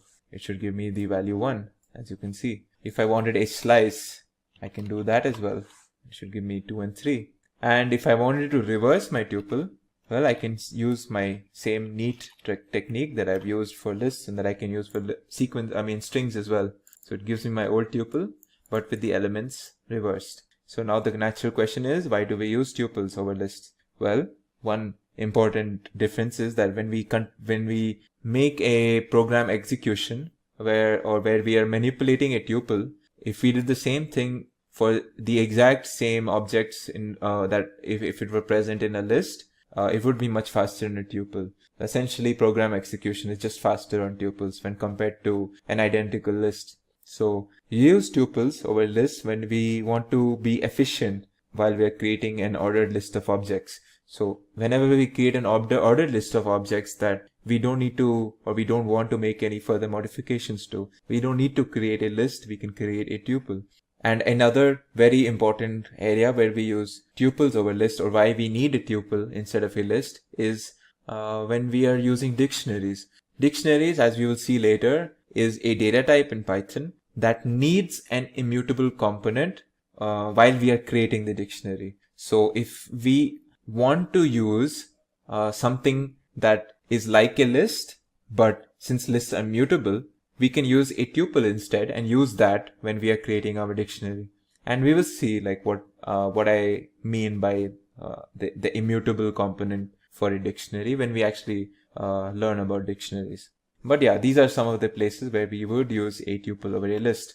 A brief section on tuple unpacking and packing is what I would be doing right now. And what that means is that when I give this sort of a statement, you can assume this to be me packing this tuple into a object or a variable t. Now what's very interesting is, and this is something that's very key to tuples, is that I can unpack a tuple onto another tuple. So let me show you what I mean by that. So now that I have packed 1, 2, 3, and 4 tuple into t, let's unpack it into another tuple. Let's call this, let's put these elements into this tuple, and I put this into t. Alright, now let's see what I mean by unpacking something onto something. Let's see what happens when I put a. If I just want to see what's in a, it actually gives me the value 1. If I see what's in b, it gives me the value 2. If I see what's in 3, it gives me value 3, and d gives me value 4. So essentially, if you think of it, what I have done is I have matched this tuple, then put it into t, and then put that tuple t into this tuple A, B, and C, D. So what has happened essentially is the element A has been, or a better way to say this would be the element 1 has been packed onto or unpacked onto A, 2 has been unpacked onto B, 3 has been unpacked onto C, 4 has been unpacked onto D. To show you what I've done in a single line is essentially this. This is essentially what I've done. I have assigned 1 to A, 2 to B, 3 to C, 4 to D. I have matched these two tuples together like this, and this is a very neat feature of tuples. The only important thing that you have to keep in mind is the elements of this tuple and the elements of this tuple should be equal. So if there are 4 elements here, there should be 4 elements here. Alright?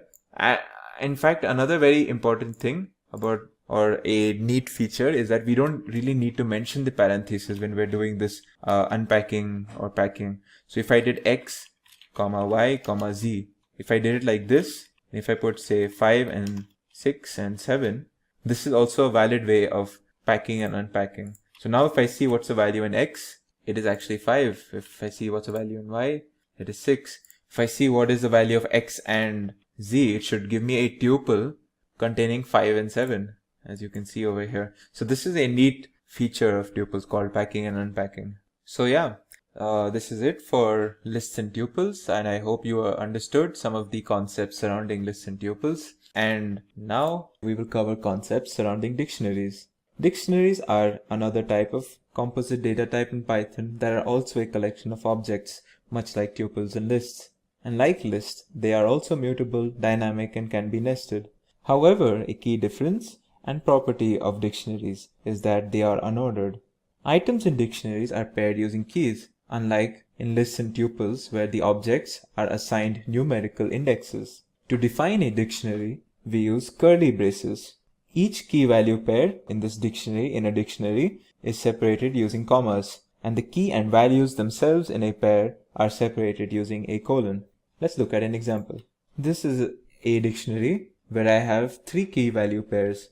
As you can see, they have been separated by colons, and each pair themselves are separated by commas, and these are enclosed in curly braces to define the whole dictionary. In this example, these are the keys: banana, apple, and grape, and their respective values are yellow, red, and green. So this is very important, that in this particular data type we have what we call a key, and that key is assigned a value, and we can have multiple such pairings, and we have 3 such pairs in this particular example. Another example, or another type of way to define a dictionary is using the dict function. This is how we use it. As you can see, I have inputted 2 value or 2 object tuples. This is a tuple, this is a tuple, and this is a tuple. And when I use it in a dict function, when I place it within a list, what Python will do is it will consider the first element of each tuple as a key and the second element of each tuple as its respective value. Now if I check what's in D, as you can see, the key banana has a value yellow, the key apple has a value red, the key grape has a value green. So this is another way of defining dictionaries. An important note over here is that the objects that we use for keys have to be of an immutable data type. So we cannot use, for example, lists as an example of keys, but we can use, say, integers or strings for our dictionary keys. Also, keys have to be unique when it comes to a dictionary. You cannot have 2 different keys with, or should I say, the same key having 2 different values. You can have only one key, and that one key will have a unique value assigned to it. Duplicate keys are not allowed. However, when we speak about values, we have no such restrictions. You can have a mutable or an immutable data type as a value in a dictionary, and you can have duplicates as well. So, if I created a dictionary with a key, say, banana, and if I associated with it a value green, I cannot create another key banana and associate a value yellow. Let's see what happens when I actually do this. If you actually see, what has happened here is Python has considered the second case. So it first looks at the first pair, it goes, okay, So my dictionary has a key banana with a value green, but right after it, it sees another key banana with a value yellow. So it overwrites my first key banana with the second key, and it overwrites the first value green with the second value, and we essentially get one key banana with the second value yellow. So obviously this is Python does this to avoid duplicacies. However, if I created a dictionary with a key banana again, if I gave it a value yellow or say green, and if I created another key, and if I gave this also a value green, this is perfectly fine, and this will nothing special will happen in this case because values do not have to follow such rules.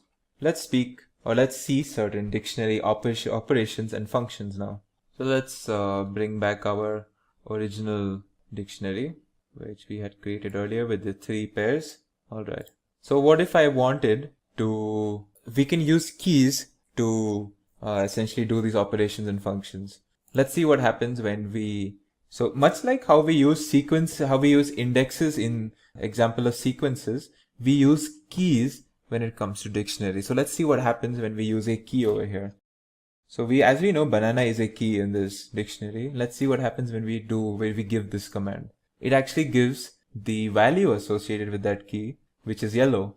What if we wanted to change a particular value associated to a particular key? I would do this. I would give the key and assign it the value that I want to change it with. Alright. Now if I check my dictionary, you can see the key banana no more has yellow value but the value gold. What if I wanted to add a new pair? A new key with a new value completely.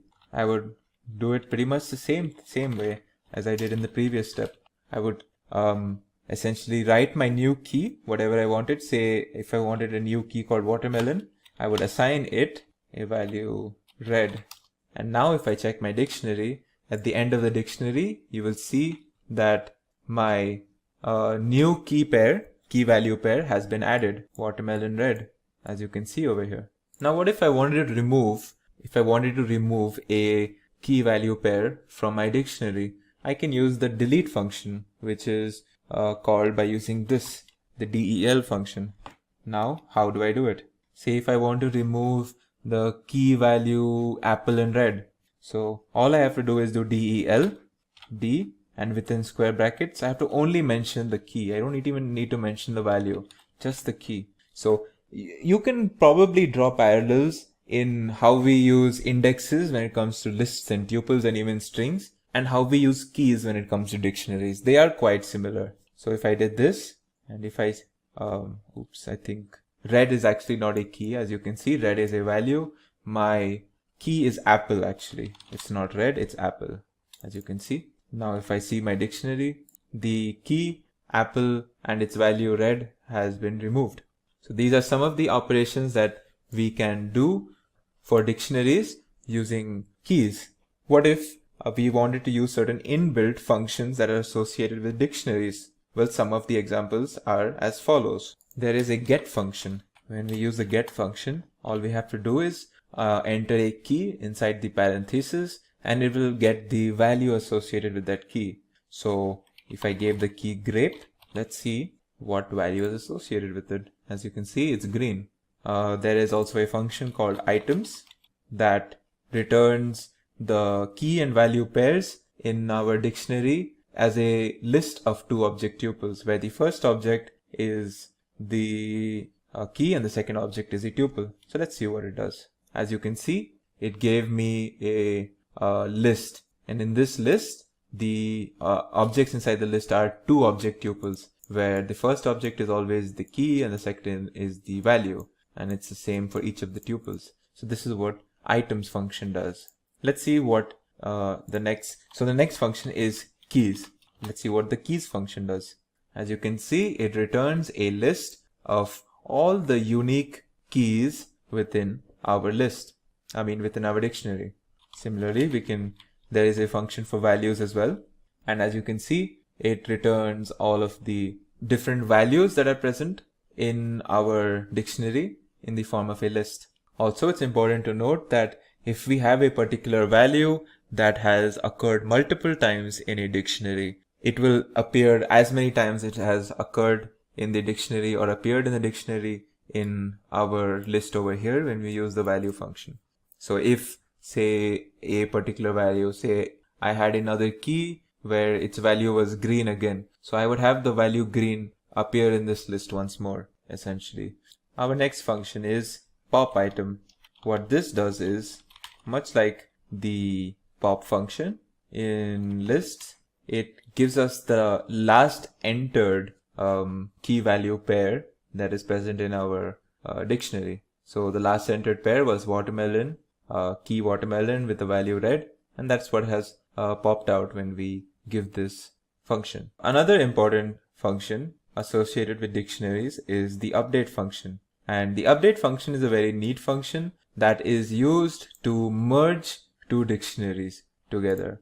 So say if I had a dictionary, let's say I'm creating a dictionary using the dict function where I have, say, some key called kiwi. So as I had mentioned, I will use two object tuples in this case, and let's say I give this also a value green. All right, and another pair would be, say, mango, and let's give it a value yellow.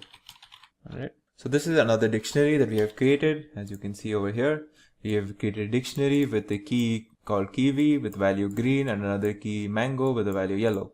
And I already have a dictionary D with these values. All right. Now, if I want to merge these two dictionaries, I can use the update function. What I do is, say if I want to merge D with X or X with D, only the ordering will change, and that doesn't really matter when it comes to dictionaries. So if I want to merge D with X, I use D update, and then inside it I put my target dictionary. Now when I check what's in D, I have the dictionary X and its key value pairs merged inside my original dictionary D. As you can see, I have my original ones here and I have the merged ones over here. So this was the update function.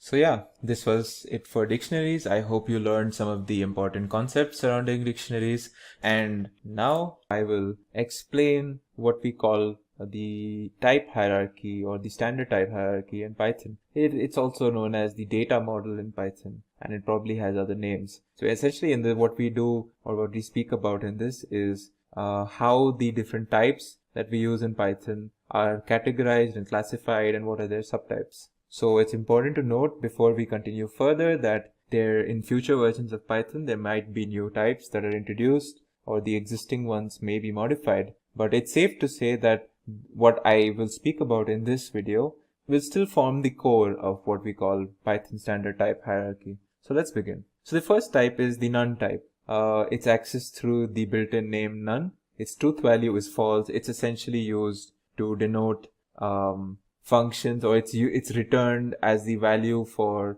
functions that don't really return anything. So if you have an expression or a function that returns no particular value, you actually get a data type called none. That is how Python interprets it. Then there is the ellipses. Ellipses is something that you might encounter later. It is accessed through the built-in name ellipses. It is used to indicate the presence of this particular syntax, this particular symbol or expression or syntax in a slice. Its truth value is true. Again, don't worry too much about ellipses right now. Next is numbers. And numbers is something that we are very familiar with. We've worked with numbers a lot. They are an immutable type. They are created through numeric literals, and they are the outputs of arithmetic expressions and built-in arithmetic functions. Its subtypes are integers, floating point numbers, and complex numbers. Within integers, you have plain integers that represent numbers in the range this number and this number. So this number is basically the largest positive value that you can represent using 32-bit notation in 2's complement, and this is the equivalent for the negative side. Long integers, on the other hand, are used to represent numbers in an unlimited range that is only subject to the available memory of your system. So these are two types of integers, and as we know, floating point numbers represent machine level double precision floating point numbers, or numbers with a decimal point and a component after that. Complex numbers are numbers that contain a floating point number that represents a real part and a floating point number that represents an imaginary part. So these are the types of numbers. Then we have sequences. Sequences are finite ordered sets indexed by natural numbers. So each element in a sequence has an index, and that index is a natural number. The different types of sequences are based on the mutability, whether the objects can be changed or not is essentially what we mean by mutability, right? Once we create an object, whether we can modify it or not. That is how we differentiate different types of sequences. So there are mutable and there are immutable types. The different types of immutable ones are strings. We know what strings are. They are sequences that contain characters. Unicode is the other immutable sequence, and then there are tuples. Tuples are a collection of arbitrary Python objects, and unicodes are sequences that contain Unicode characters. Then we have mutable sequences, and there is only one. Currently, there is only one built-in mutable sequence in Python, and that is lists. Lists are also, again, collection of arbitrary Python objects. Finally, we have, well, not finally, but next we have mappings, and mappings are, again, sets of objects, but these objects are now indexed using arbitrary index sets. The difference between a mapping and a sequence, you could consider sequences are ordered, but mappings are not ordered, and the indexes given to the objects in sequences are always numbers. They're natural numbers, whereas in mappings, they are not natural numbers, but they are certain arbitrary objects that we can set for ourselves. Again, in Python, there is only one built-in standard mapping type, that is the dictionary. Dictionaries are they represent finite sets of objects indexed by nearly arbitrary values. The only condition is that these indexes must be of an immutable data type. So what I have mentioned until now are probably the most common data types that we encounter or that we have encountered now. The next types are like callable types, such as user-defined functions, user-defined methods, built-in functions, built-in methods, classes, and class instances. So again, callable types as a whole are referenced using the call function, and this is something that we will learn when we start learning about functions, when we learn about object-oriented programming and methods and functions and such. The other type are modules. So modules are module objects, or modules essentially are referenced or called using the import function. Again, modules can be considered as these large libraries or larger pieces of code or applications that that contain various different methods and functions and objects and classes within them. Again, modules are something that we will think about a little later. Files are data types that are called using the open function. So anytime as we will during the course of this tutorial, during the course of this course essentially, we will be working with a lot of files. Some of these files are text files, some of them are comma separated files. So all of these files that we open using the function open or some other certain specific functions where we create file objects out of these files. These are what we call file data types. Finally, there are internal types that are used by Python interpreter. Again, this is something that does not concern us right now, but just know that the interpreter for Python uses these data types for its functioning. So this was a very brief introduction or explanation into Python type hierarchy. And now I will show you some of the categories of operations that are possible in Python. So let's start off. So the first category of operations are arithmetic operations. And as you can see in this table, there are different types such as addition, subtraction, multiplication. So let's go over them one by one. So a simple addition operation would be like 5 plus 6, giving me the value 11. I can do 5 minus 3, that's subtraction. Similarly, I can do a multiplication using 5, say 5 into 2. There's division where I use the backslash. So say I did division of 8 divided by 2. Now you might encounter another type of division, which is called the floor division, where we use a double backslash. And what this does is it returns us the largest whole number that is lesser than the result of our division. So the difference between the float division and the normal floor and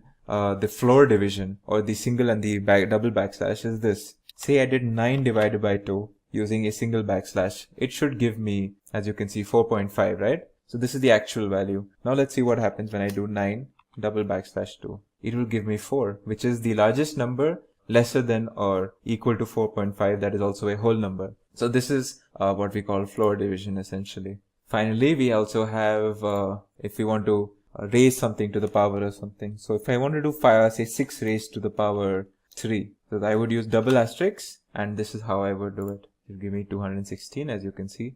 If I wanted remainder between the division between two different numbers, I will use the percent. So if I wanted the remainder of the division between 7 and 3, this is how I would do it. I get the answer 1, as you can see. So the next category of operations are logical operations. The first one is the logical AND operation, where we use the operator AND. Alright, so what we mean by this, I am creating, so as we know, the AND operation returns the value true if both the operands are true. So let's actually do this for an example. Let's give this variable the value true and this the value false.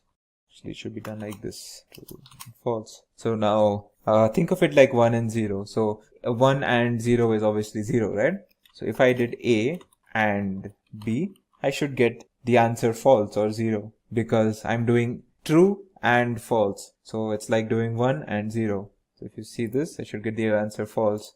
If I change this to true as well, now if I do this, I will get the answer true, as you can see. The next logical operation is the OR operation, where, logical OR is if either of the operands are true, then we should get the answer to our OR operation as true as well. So in this case, obviously, if I did OR over here, it will naturally give us true. If I change this to false, it should again give us true, and it will only give us false if both are false, as you can see here. Now it's false. The next operation is the logical NOT. It's done by using the NOT operator. So in this case, the value that we get is true if the operand is false. So let's take A. As we know, A is false over here. So if I did not A, I should get the answer true. But if I change this to true, now if I do not A, I should get false, as you can see. So this was the logical operations. Let's move on to the next set of operations, that is comparison operations. So there are a bunch of them. Let's go over them one by one. If I want to check if two operands are equal, so if I did x is say equal to 2 and now y is equal to 3. If I want to check if they are equal, I will use the double equals to sign. And if they are equal, I will get the value true. If they aren't, I'll get value false. As you can see, since x is 2 and y is 3. As you can see, x and y are not the same, so there's false. They are not equal to 2. Now I will get the answer 2. The next comparison is the not equal to, or where we use the exclamation sign. So over here, this is true if x and y are not actually the same. So I should get false over here, as you can see. But if I change this to say 5, now I will get true because x is not equal to y in this case. The next one is greater than. So if I did x greater than y, as we can see 2 is not greater than 5, I will get false over here. Similarly, there's a lesser than. If I did x lesser than y, I should get true over here, as you can see. There's also a greater than or equal to and lesser than or equal to. We simply add the equal to sign here. So let's see. Now if I say x is lesser than or equal to 3, I should get true because x is 2. And if I put 2 here, I should also get true. But what if I put 1 here? Since x is equal to 2 and 2 is not lesser than or equal to 1, this is a false statement. And I can do the same thing with like this, using the greater than equal to. Now it's true because 2 is actually greater than equal to 1. And so this was comparison operations. The next set of operations that we can do in Python are assignment operations. We've already seen a whole bunch. We've already been assigning values to variables. We've been doing assignments throughout already, but let's go over them and see some of the assignment operations. So as we already know, the equal to operation is assigning everything that is on the, or the value on the right hand side of the equal to sign to what is on the left. So if I did a is equal to 5 plus 6, it will assign the value 5 plus 6 or 11 to a. Let's check what's in a. As you can see, it is 11. There is a plus equal to sign, and what this does is, so for example, if I did say a, now since a is 11, let's create another variable called b and call this 5. Alright, so now if I did a plus equal to b, what this will do is it will add b to a and then store it in a. So let's see what this does. Once I do this, now let's check what's in a. It should be 5 plus 11, as you can see, 16. So this a plus, so this plus equal to sign is essentially the same as doing a is equal to a plus b. It's essentially the same thing. They're both the same. There's a similar thing for this, the negative or subtraction as well. Minus equal to. So now that a is 16 and b is still 5, of course, if I did minus equal to b, now I'm subtracting the value 5 from 16. So I should get a is equal to 11 again, as you can see here. And this is the equivalent of doing a minus b. A is equal to a minus b, I mean, as you can see. So the next similar like assignment operation, let's create a is equal to say 6 in this case, and say b is equal to, I will say 2. Alright. Now if I do a star equal to b, what this does is it multiplies b to a and then assigns it back to a. So if I see what's in a now, it should be 12, as you can see here. Similarly, there is similar thing for subtraction as well. So if I did a is equal to 6 and b is equal to 2, if I did for division. So if I did a division symbol and the equal to sign, and then if I give b, what it will do is it will divide a by b, or 6 by 2, and it will assign that back to a. So my value in a should be 3. As you can see here, 3.0. Obviously, this is a single backslash, so this is a float division. The resultant of a single backslash is always a float. I can do the same thing with a double backslash. So let's see if I did a is equal to 7 now, and then b is equal to 3. Now, if I did a double backslash equal to b, now it will do the same division, but it will do a float function. So it should give me 2 in this case. If I did the same thing with a single backslash, just to show you the difference between single backslash and double backslash division, in this case it will give me the value around 2.3 or something, a float basically, 2.33, as you can see here. Then there is the modulus. You can use the modulus sign as well with this assignment. Say a is equal to say 5 now, b is equal to 2. Now if I do a percentage symbol equal to 2, I mean b, it should give me, it will assign the, it will take the modulus in both sides and then assign it to the left hand operand. Now let's see what's in a. As you can see, it did a divided by 2. The modulus symbol is basically the remainder of the division between two objects. So in this case, it will divide a by b and then give me the remainder and then put the remainder back in a. And as you can see that the remainder of 5 divided by 2 is 1, and we get that over here. Similarly, we can also do exponential. So if I have a is equal to say 5, b is equal to 2, and I want to raise a by, if I want to raise the value of a by the value of b and then store that back in a, this is how I would do it. So it should be 5 to the power 2, which is 25, as you can see here. So this is assignment operations. So finally, we move on to two special sets of operators. One is the identity set, identity operators, and the other is the membership operators. Let's look at the identity operators. So when we talk about identity operators, what we mean is the is and the is not operator. So what the is operator does is it checks whether two operands have the same location in the memory essentially. This does not mean that it does not check for whether two objects have the same value, and this is very important. So let's look at this. If a is equal to 1001 and b is equal to 1000 plus 1, alright? If I did a is equal to 2, this is an equality check. Are they the same values? True. Now if I say a is b, let's see what happens. As you can see, it's false. This is because this object and this object are not the same, and this is what the is operation does. We can confirm this by checking the ID of a. The ID of a gives us some value like this, and the ID of b gives us, as you can see, a different value. So the two objects are not located in the same place in the memory, as we have seen using the ID function, and that is what we check. through the is operator. And the is not is essentially just the opposite of that. So that is the identity operator. Now the membership operator is used for checking whether something is present in a sequence or not. So let's create a sequence. I will create a list to show in this example. My list is 1, 2, and 3. Basically simple list with 3 integer objects, 1, 2, and 3. I will check whether, now say 2 in A. So is 2 in A? If it is, it will give me true, as you can see. Is 5 in A? It should give me false because 5 is not in A. And the not in operator is just the opposite of that. It checks the other condition essentially. So this is the membership operators in Python. So this was it for operations in Python. I hope you learned about the different operators and the operations that we can do in Python. And now I will be speaking about what precedence or what importance each operator has when you use multiple of them in a particular statement or a command. This is what we call operator precedence. So of course there's confusion when we don't know which operator has precedence over the other. And in Python there is a strict precedence that is followed in such scenarios. So this table gives us the precedence. So as we can see, the operators at the top are at the lowest precedence, and as we go down we get operators with higher precedence over the ones above them.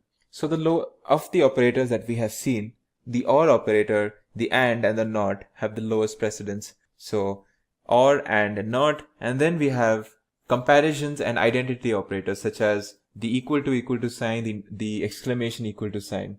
So these operators come at the next level. Then you have addition and subtraction, followed by multiplication, division, modulus, and floor division. And finally, the highest precedence of all the operators that we have seen till now is the exponentiation or the double asterisk. So let's see a couple of examples that explain this point a little more. So as we can see in this line, we have 20 plus, then there's a 5, an asterisk 3 minus 25, and we want to know, like, okay, what is the precedence in this case? So as we know, we have the plus sign, we have the minus sign, and we have the asterisk sign. So we have addition, subtraction, and multiplication.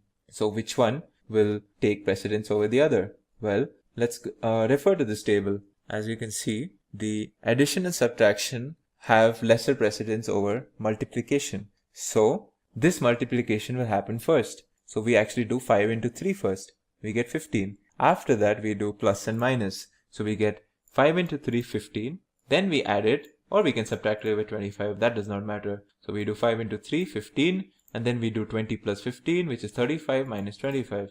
So we should get an answer 10. As you can see, we do get the answer 10.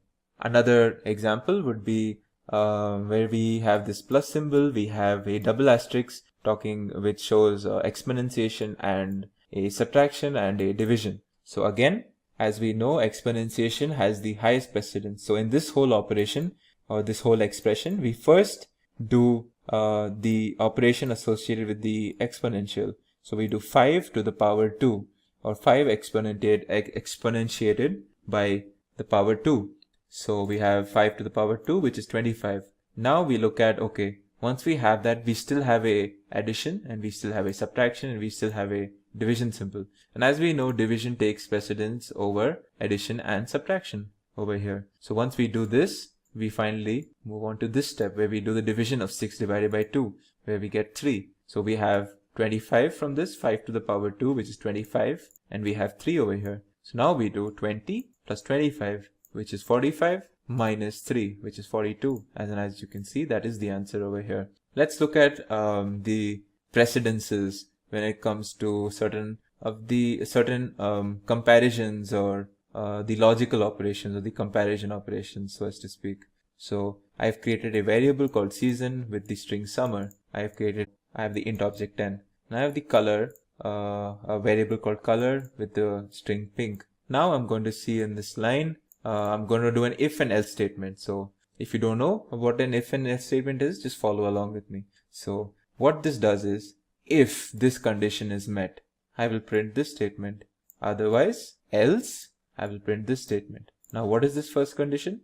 It is saying season equal to summer, whether this variable is equal to the string value, or as we know about the OR operation, age is equal to this, and color is equal to pink. So as we can see in our comparisons and our logical operations, the precedence for or, and not is or is the lowest precedence, and is above that, and then not is above that. In this we have the or and we have the and. So of course the first check is the and function. So it's going to check whether this whole condition and this condition are it's going to do that operation. So it's going to do this and this. So is color pink? Color is indeed pink. Okay, so this part is true. Now let's see if this part is true as well. Now once we're going to check whether this is true or not, what we need to see is this condition itself has an or statement. So the first part of it is saying, is season summer? Season is indeed summer, as you can see here. Next part is saying, is age greater than 0? But this does not matter, since the or function just needs one of the operands to be true, and in this case this is true. In this case it is also true. So this whole statement is true as well. So once we have this statement as true and then this statement as true, we finally move on to, we come back to this and statement, and we say, since both the operations, or both the operands I mean, are true, the resultant of this and should also be true.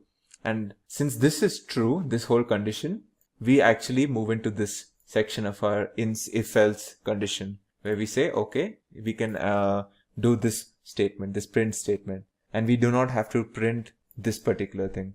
So our answer should be, our result should be the printing of this string okay. And as you can see, the okay string is actually what is printed over here. So this is an example on operator precedence. Of course, it always helps to, try to fiddle around on your own, create random expressions out of the top of your head, and see how exactly Python is evaluating that, and try to understand and break it down on your own. And this is probably the best practice you can do to understand operator precedence. Now we will learn about conditional statements, and we will learn about how do we create these control structures where we have these conditional statements. We will learn about the keywords that we use in Python to create a conditional statement block, the if keyword, the elif keyword, and the else keyword. We will also learn about indentation and its importance in Python. So let's get started. So the basic syntax, if you will, for a if statement in Python consists of the keyword if followed by an expression. As you can see from this pictorial, there's an if statement, there is a expression, there is this block of code which, if you can actually see, is slightly indented to the rest of the code,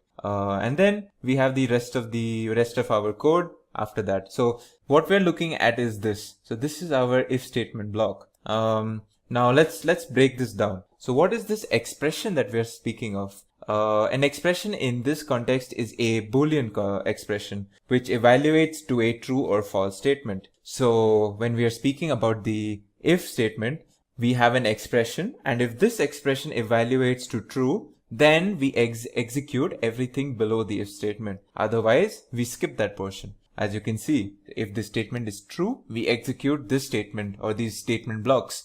Otherwise, if it's false, we move on to the next statement block or the beginning of a new statement. So let's look at an example to further understand this. Let's take this if statement over here. As you can see, in this if statement, I have this expression 50 greater than 30. So what Python is going to do now is it's going to check whether 50 is greater than 30, and it's going to check it in a Boolean context. If this is true, then we can move on to the next portion, which is this. But if it is false, then we will skip this. So let's see what happens over here. So since we know that 50 is indeed greater than 30, this is a true expression, we move on to this block of code, which is saying that print 50 is indeed a larger number than 30. So let's see if this actually gets printed.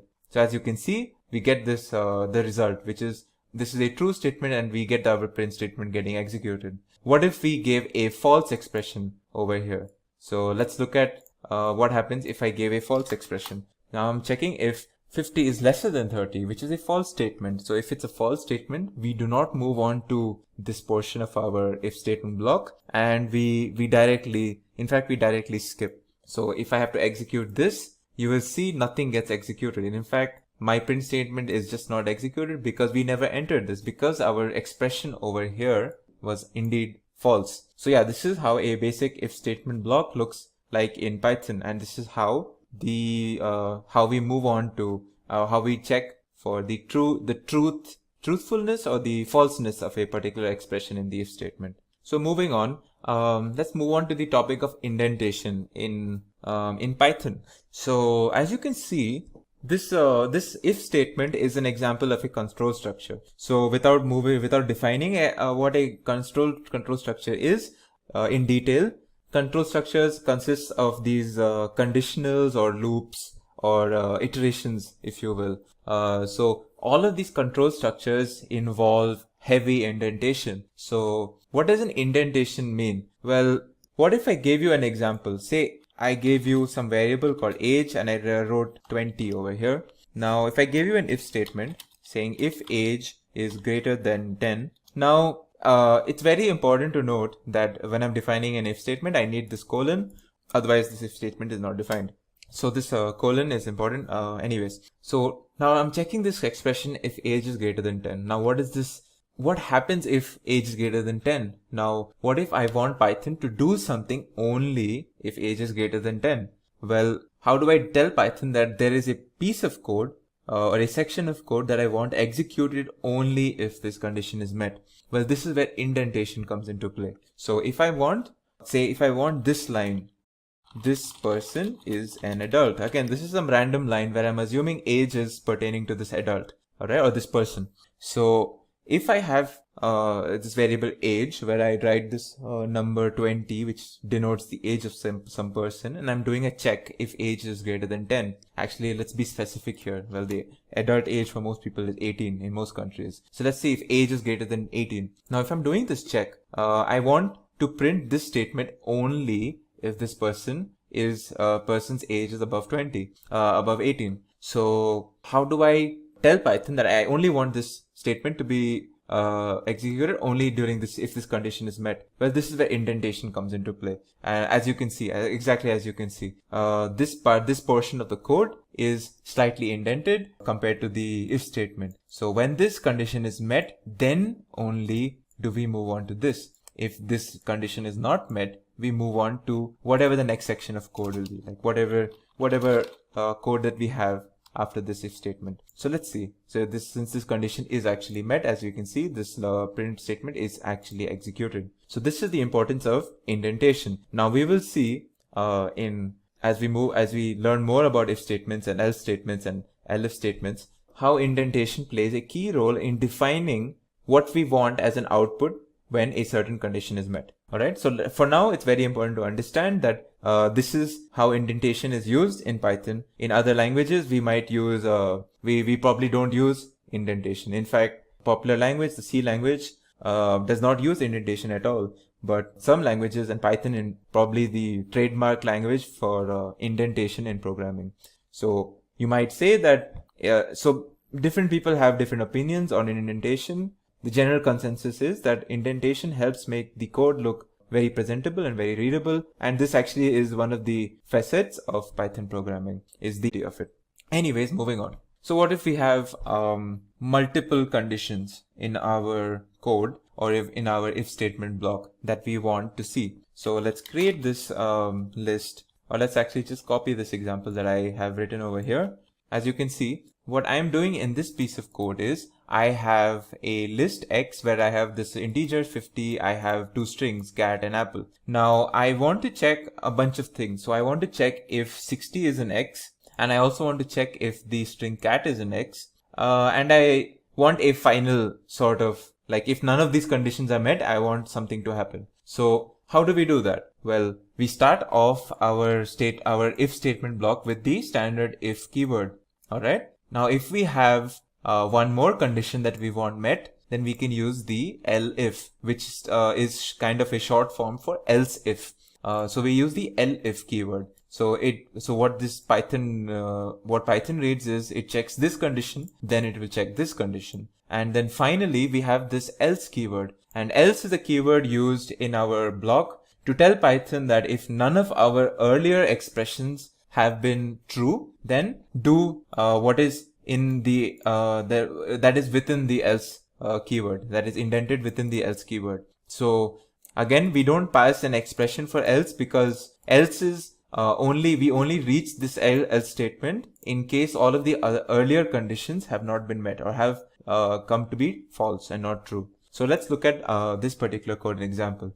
So we have a list of 50, cat and apple, and my first expression that I'm checking is 60 in x. So this is how we check actually. So if 60 and x should be read as is 60 in the list x. So is this 60 in the list x? Well, actually no, we don't have the object 60. So this part is not executed. We move on to the next condition. Is the string cat in x? Well, actually it is. The string cat is indeed in x. So we move on to this statement block, which is within the condition that is met, which is print cat is in list x. And you will see that none of the other statement blocks will be executed because we have met our condition over here. So if I execute this, as you can see that the print statement cat is in list x is what is actually executed. And we do not execute this obviously because it is false, and we do not even check or we do not even move on to this statement because, well, we have a condition met over here.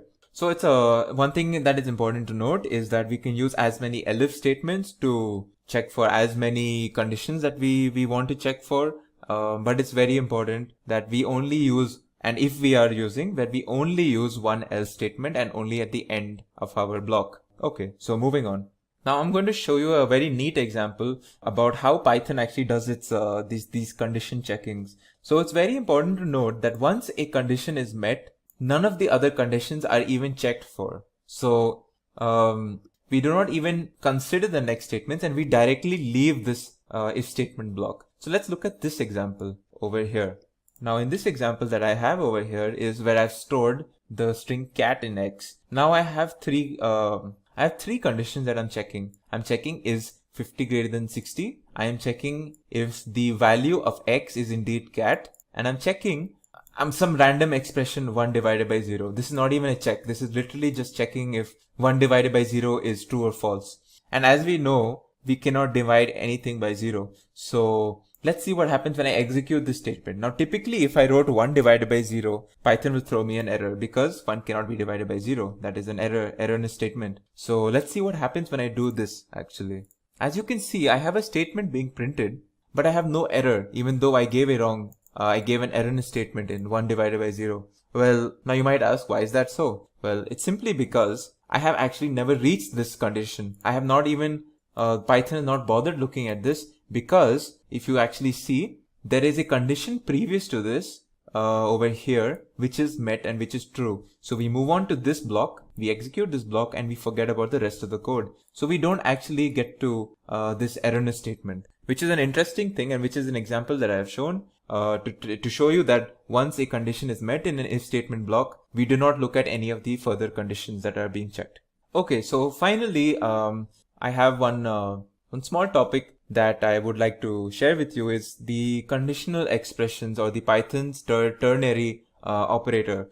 Now, this is slightly different to the if statement that we have talked about up until now, in the sense that it is not a control structure. So what this actually is more of an operator that defines some expression. So let's see what I am trying to say over here. So as you can see over here, highlighted is the syntax for what I'm trying to talk about, this ternary operator. So let's look at this example and let's see what I'm trying to do over here. So I have this variable age, alright, and this age is 26. Now just read this statement. X is equal to adult if age is greater than 18, else child. Now I could have done an elaborate control structure with an if statement, then an indentation within that if statement, and then I could have written else and then another indentation, and I would have written another statement over there. But instead of that, I have used this operator to assign a particular value to the variable x, and this what value I'm assigning to x depends on if this condition is true or false. So as you can see, the condition says is age 18 greater than 18. So if this is true, then I assign this particular string. If it is false, then I go on to the else statement and I assign this. So since age 26 is greater than 18, I should assign the string adult to x. And as you can see, if I execute this and check what is an x, you can see adult is indeed an x. So this is a very neat, a very readable, and a very it's probably it's a better looking way to perform simple else simple if and else statements where you don't want to create a whole if else statement control structure block. So yeah, this was the ternary operator. Finally, we make a short note on the pass statement in Python. So the pass statement or the pass keyword is a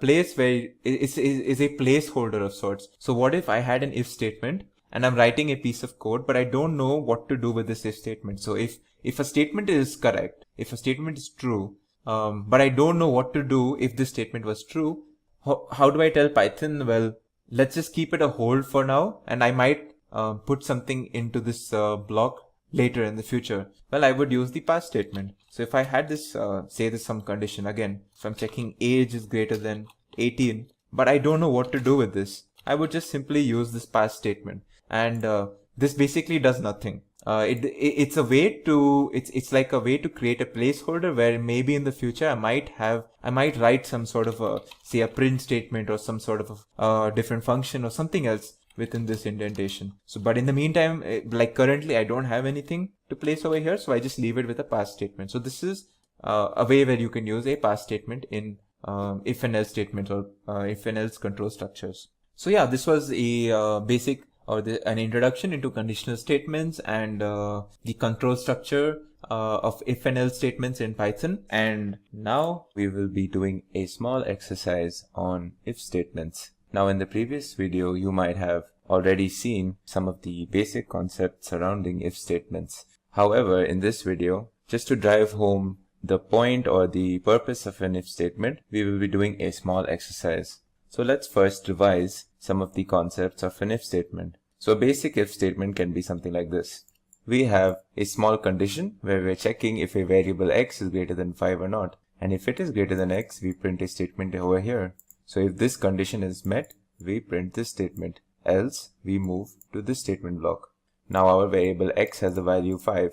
Now since x is not greater than 5, what this will do is, it will check this statement, and since this will be false, we skip this statement block and move on to this statement. So as you can see here. Similarly, we can do something where we are checking multiple statements. We use the elif statement in such a case. So now in this block, we are checking in one of the conditions we're checking is if x is equal to 5 or if x is greater than 5. And then finally, if both of these conditions are not met, we say else and we print whatever, or we do whatever is in this particular statement block, which is a simple print statement.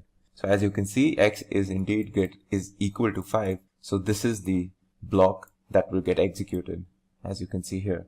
Now another example are nested if statements. So nested if else statements are if else statements within if else statements. So let's look at an example.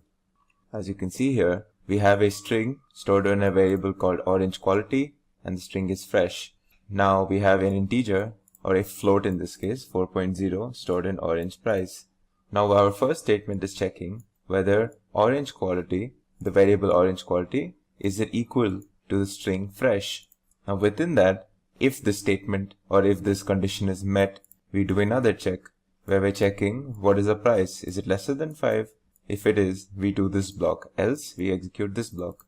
Finally, if our initial statement or initial condition is not met, we move on to this else block. Now when I execute this, what should happen is I will enter this block because this is true, and finally I will enter this block because this condition is also true. So I should have this printed. I will buy 5 dozens, as you can see here. Now let's move on to our main exercise for this video. So this was all just a revision. Now we're going to use some or all of these concepts in a sample project or a sample exercise for your further practice. So in this exercise, what we're going to do is we're going to request the user to enter a number between 1 and 20. And our code is going to check whether this number entered is an even number or an odd number. So as you can see, there are 2 sets of checks that we're going to do in this code. The first check is going to be whether the number that is entered is between 1 and 20 or not. And if it is not, we have to say it's an invalid number. But if it is entered between 1 and 20, we have to move on to the further checks, which is whether it is an even or an odd number. So let's see how we do that. So in this piece of code, what we start with is a print statement saying please enter a number between 1 and 20. And then we add an input command. This input command will open a box where we can enter whatever number that we want to enter.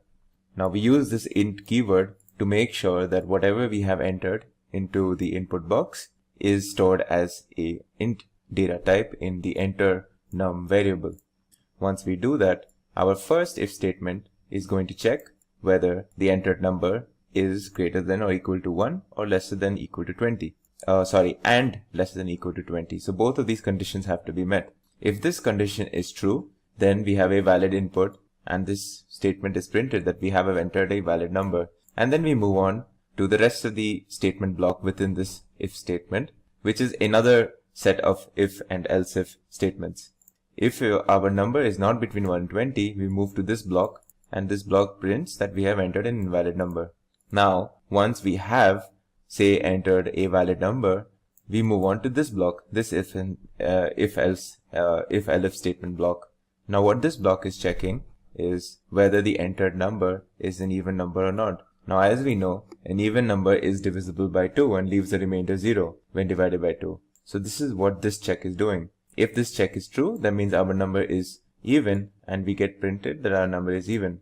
The other check or the other if statement is checking whether it's an odd number, and that means when we divide by 2, we should get the remainder 1, as you can see here, and we get printed your number is odd. So let's execute this and see what happens when we enter a number. Now it's asking me to enter a number. Let's say I enter 17. Now that I have entered 17, as you can see, it's a valid number that I have entered, and the code is telling me that my number is indeed odd. Let's look at some other, what if I entered something else here? Let's say if I enter 16 now, since it's an even number. As you can see, 16 is also a valid number as it's between 1 and 20, and my number is even, and the code checks for that. Let's see what happens when I enter an invalid number. Let's say 25. Now when I enter 25, as you can see, it says I have entered an invalid number. And in this case, what has happened is, this condition itself is not met, and I have moved on to this statement block. So to give you a breakdown as to how our code has executed this, let me show you an example for the number, say 9. When I enter 9, the first check that happens, of course, is this check, whether it's a valid number or not. And since it is between 1 and 20, we move on to this block. And in this block is checking whether our number is divisible by 2 or not. And since it is not, it will leave a remainder 1, and we execute this block, which says our number is odd, as you can see here. So this was a brief recap into the if statement and if-else statements, nested if-else statements. We also saw an exercise where we used nested if-else statements. Now I will introduce you to the concept of iterations in Python, and we will be speaking in specific about the indefinite iteration in Python, otherwise known as the while loop. So let's look at what an iteration means. An iteration is executing the same block of code over and over, potentially many times. A programming structure that implements an iteration is called a loop. Now in programming, we have two types of iterations, definite and indefinite iterations. And in this example, we will be speaking about indefinite iterations. Indefinite iterations in Python is the while loop, where we use the while keyword to define an indefinite iteration. So let's look at the basic syntax. As you can see, this is the basic syntax where we have the while keyword followed by an expression and again the colon, and below that is something indented. Again, we encounter indentations just like in if-else statements, a set of statements where what happens here is, following the while keyword, we have this expression where this expression is evaluated in a Boolean context. Again, we check if this expression evaluates true or false, and if it is true, we execute all the statements or the statement block that is indented below this while statement. This is another example of control structure, much like if and else statement blocks, where we use a lot of indentation. So let's look at a basic example now of while loop. So let's copy this example and let's see what this does. So I have a variable n where I am assigning it a value 0. This is called an initializing process, and it's very important to note that most while loops consist of an expression which contains a variable, a control variable, which is usually initialized prior to starting the loop, and then this control variable is typically modified somewhere within the main loop body. So in this case, my control variable is n and I am initializing it by assigning it the value 0.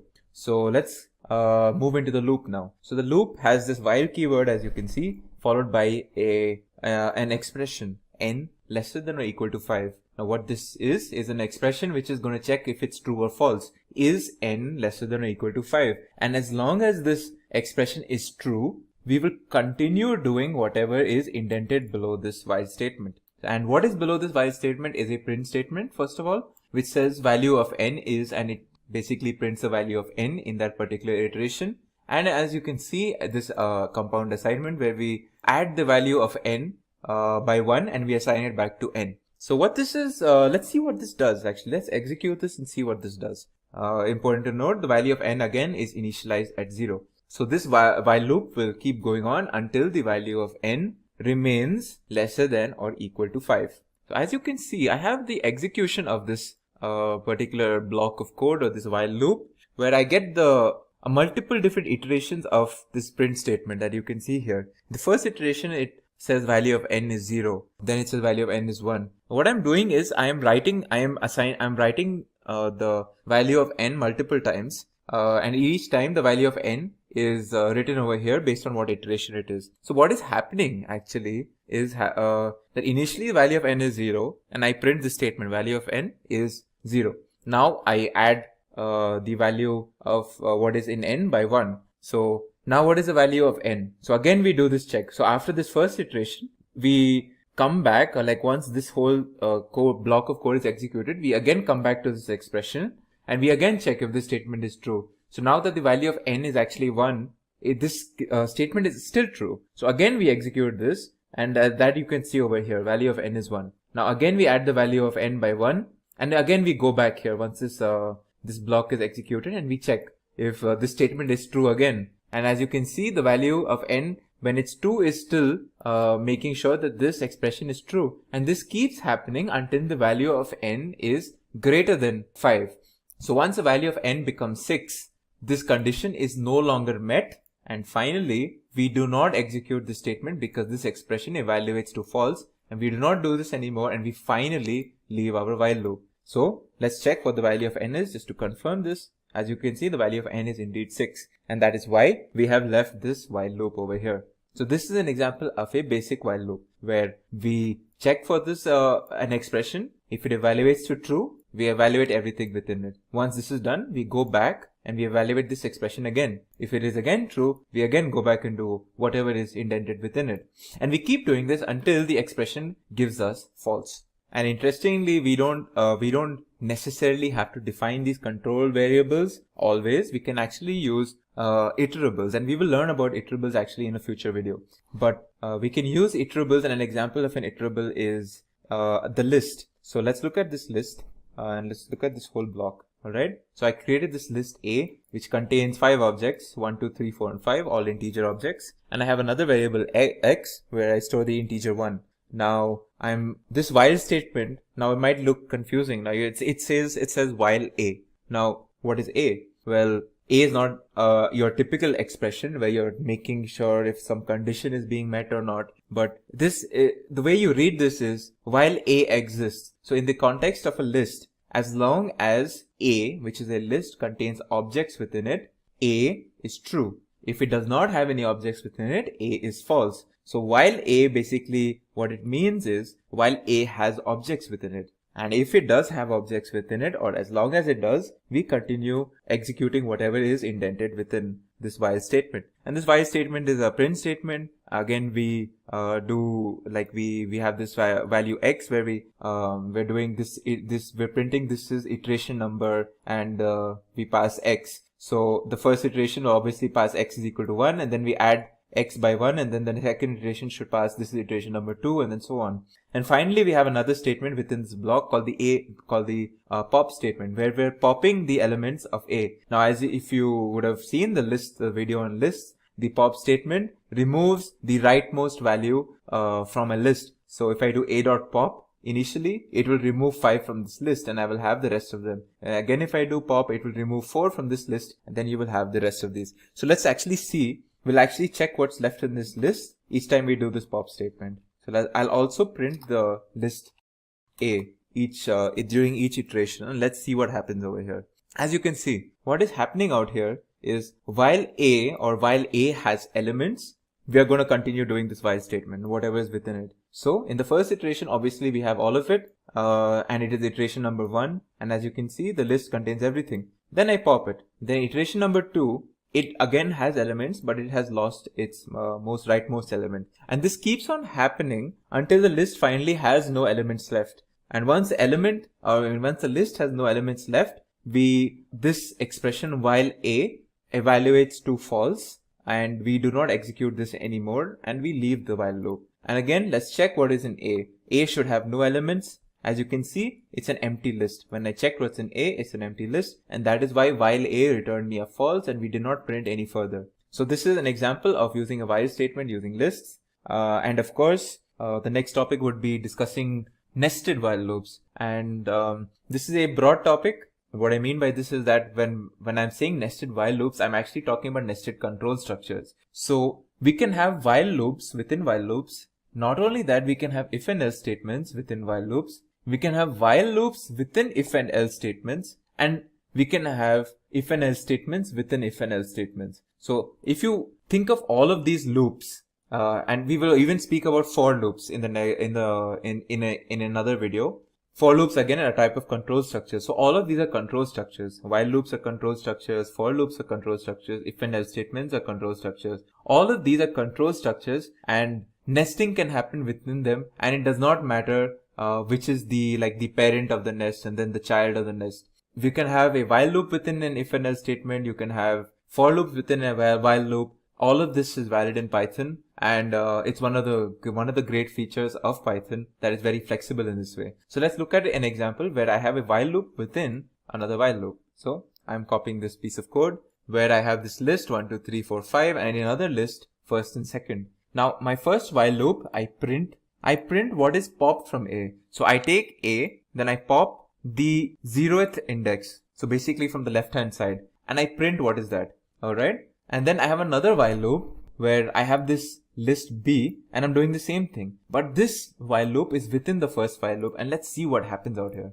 So as you can see, my first iteration of this parent while loop causes me to pop what is the first element, which is 1. Then I do these while loops, and this is completely executed, and only then do I go back to this first one. And then I come back and do all of this again. Then I go back to this one, and then I come back and do all of this again. And that's why you can see this repetition. So I have this first iteration, and then I do the second while loop. Then I have the second iteration, and then I do the second while loop, and I keep doing this. And this is an example of a nested while loop. Okay, so our next topic in this video would be break and continue statements. Now break and continue statements are ways to abruptly end iterations in a particular loop. You can use break and continue statements not only in while loops, but you can use it also in for loops. So let's look at how we use it in while loops. And let's look at what we mean by break and continue statements first of all.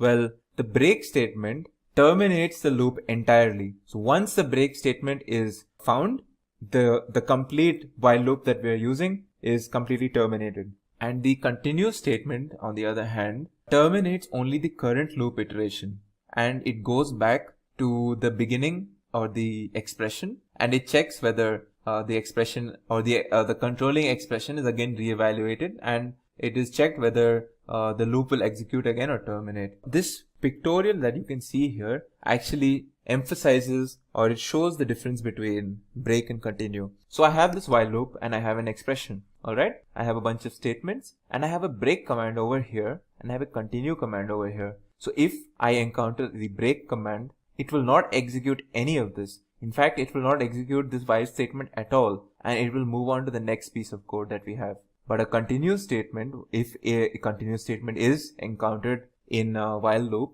will not completely break away, but it will not execute the rest of the statements in that iteration, only these two, but it will go back here, it will check this expression again, and again we will do this all over again. So this is this small difference between the break and continue statements, but both are used to abruptly end an iteration in a loop. So let's look at an example of how we use the break statement. So I will use this example where I have initialized some controlling variable n to 0. My first loop will check whether n is less than or equal to 5.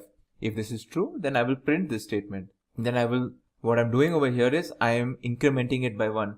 Now in my earlier example using the similar example, I had no, this part was not there. So what you got was, I was printing the value of n. So it was printing as value of n is 0 and then 1 and then 2 and then 3, 4 and 5. But over here I've nested an if statement, and within that I put a break statement. And this if statement is checking if n is equal to 2. So once n is 2, I move on to this and I do the break statement. So let's see what happens now. As you can see, when I've executed this, I don't get the whole value of n is 0 and then 1 and then 2, 3, 4, 5. I stop at 1, and that is because once n is equal to 2, I actually do not execute this while loop again. I do not go back and execute print value of n is 2 now. In fact, I break from this whole while loop, and my while loop terminates right then and there. And that's why you only get these 2 iterations, value of n is 0 and then value of n is 1. Okay, so now I'm going to show you a neat example of what happens, or what is the difference between a break and a continue statement. Okay. So let's go back to our initial example where we're printing this value of n is 0, 1, 2, 3, 4 and so on. But I've added one more statement where I print hello at each iteration. So let's see what happens when I do this. As you can see, it will print hello after each of whatever I was doing already. Now let's introduce our break statement first of all. So when I do break, well, let's go back to this if statement. If we check this condition, then we break. Let's see what happens now. As you can see, something interesting has happened where we have this first iteration completely being executed, but the second iteration kind of stops where there's no hello, and that is because we have broken from this while loop before the second iteration's hello was printed. Let's see the difference between a break and continue now.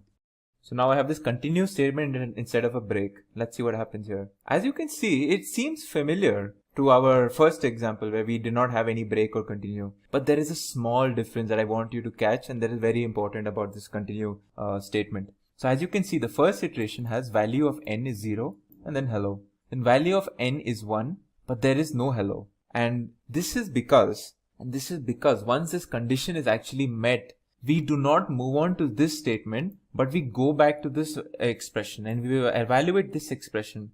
And then once we evaluate this expression again and it's found to be correct, we do everything the same again where we print hello. But except for that one step where this if statement was met and we did continue, and this following statement was not executed. And that happens only for one iteration, and that is when n is equal to 2. And as you can see, that is what happens over here. In one of the iterations, we miss a hello, and that is the difference of the continue statement with the break statement.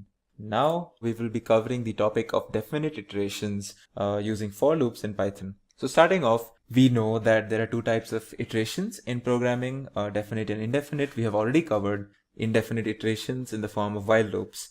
Definite iterations, on the other hand, are done using the keyword for, and the basic syntax or the standard syntax for a basic for loop in Python is as you can see over here. We have this for keyword, we have some variable, we have the in keyword, and we have this iterable, and we of course define this control structure with the colon, and then indented we have this statement block. So once this for loop has started, we execute all of these statements within the statement block as part of the for loop iteration. So yeah, let's to understand like how for loops work exactly, let's look at the concept or meaning behind what we call iterables and iterators. So think of it in a stepwise manner. Alright, so in Python, we have different objects that can be used as iterables, and an iterable is basically some object that it's a collection of other objects. So, think of your lists, think of dictionaries and sets. So all of these are essentially collections of objects. So once we have these collection of objects, we can create an iterator out of it. How do we do that? Is we use the iter function. So for example, if I passed this list A through the iter function and I store it in some variable iter underscore A, and I see what is iter underscore A, it is actually a list iterator at some random memory location, which we don't really care about. Similarly, if I gave a tuple and I did the same thing, I will create a tuple iterator. And in the left, if you can see over here, I've done the exact same functions with sets and dictionaries as well. So I'm creating iterators out of these iterables, so as to speak. Now what is an iterator? Well, an iterator is an object that yields values successively. So if my list contained 5 values or 5 objects, an iterator of this list will yield these values one after the other. And that is kind of how, or that is the basis for which we create loops. Let's see what we exactly mean using this using another function that we call the next function. So the next function keeps moving from object to object within an iterator. So since I've created this list iterator, let's just do it once again. So as you can see, I've created this list iterator iter_a. Now with this iter_a, what I'm going to do is I'm going to use this next function. What next function does is, starting from the leftmost object within this iterator, I will keep yielding, or I keep producing the values. So let's just see what happens when I do next for this particular variable. It gives me this object first. Now let's see what happens when I do it again. Now it gives me the object second. What if I did it again? It gives me third. Now if I kept doing this, it will keep giving me the different objects that were initially stored in A. That is first, and then second, third, fourth, and fifth, one after the other. So let's actually perform that. Now I get fourth, now I get fifth. Now a natural question is, now that I've exhausted all of these values, what will happen if I perform the next function again? Well, let's see what happens. I get an error, and this error is the stop iteration function error, which basically is telling me, look, you have exhausted all of the objects that were initially present in this list A, and you cannot keep doing the next function anymore. You cannot keep going further. So yeah, so this is what the next function does when it comes to the concept of iterators. All right, so now we've learned two things: what is an iterator, and how do we create an iterator out of different collections of objects like a list or a tuple. And we've also learned how to use the next function. Now let's let's come back to our for loop that we started off this video with. So our for loop again, let's consider our for loop over here. As you can see, some for loop with the objects again 1, 2, 3, 4, and 5. All right, this is a list. Now I'm going to do for x in A, print x, and let's try to see what happens when we do this. Okay, as you can see, when I have executed this, it gives me 1, 2, 3, 4, and 5. So first of all, let's look at this for loop. In this for loop, I define a new variable x, and then I say for x in A, print x. And what's happening? Well, in each iteration, I'm printing whatever the value of x is at present. So in the first iteration, it is the first object 1. In the second iteration, it is the second object 2. Then 3, 4, 5. And then finally, on its own, this for loop knows that, okay, now once I have exhausted all of the objects within my iterator, I can stop doing this for loop and I can move on with the rest of the code.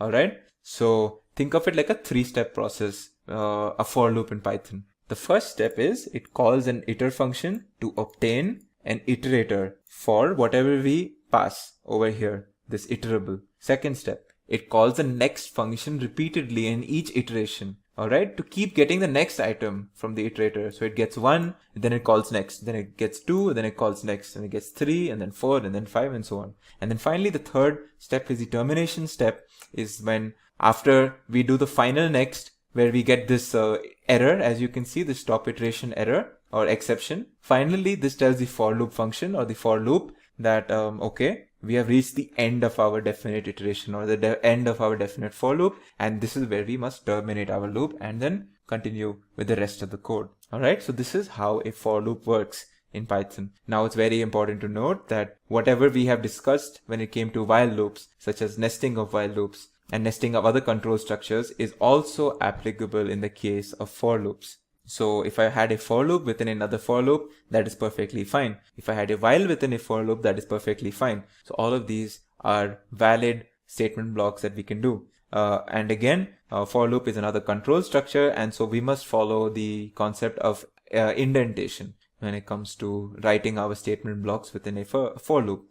Okay, so now I'm going to speak about, in specific, I'm going to speak about this something called the range function. That is quite, you could say, definitely it's used in other areas of programming, but it's widely used in Python. I mean the for loop in Python. What I mean by this is that this range function is very important for the for loop, and we will see why.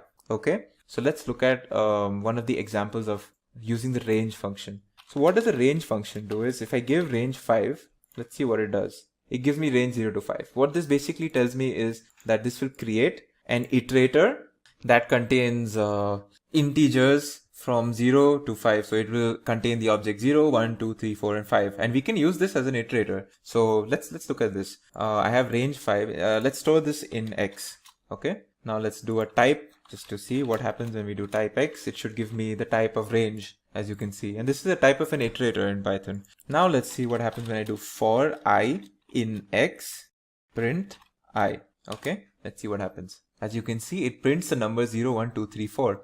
An important caveat when it comes to the range function is, when we say range 5, it creates an iterator from 0 to 5, but it contains the objects 0, 1, 2, 3, and 4 only. It does not contain the object 5 itself. Okay, this is something that is very important too. So once again, I use this range function to create an iterator of 5 objects from 0 to 4, 0, 1, 2, 3, and 4. I use that in my for loop, and that is what you are seeing here. Now let's use this range function in the context of something else. For example, let's see. So I had my earlier list A, right?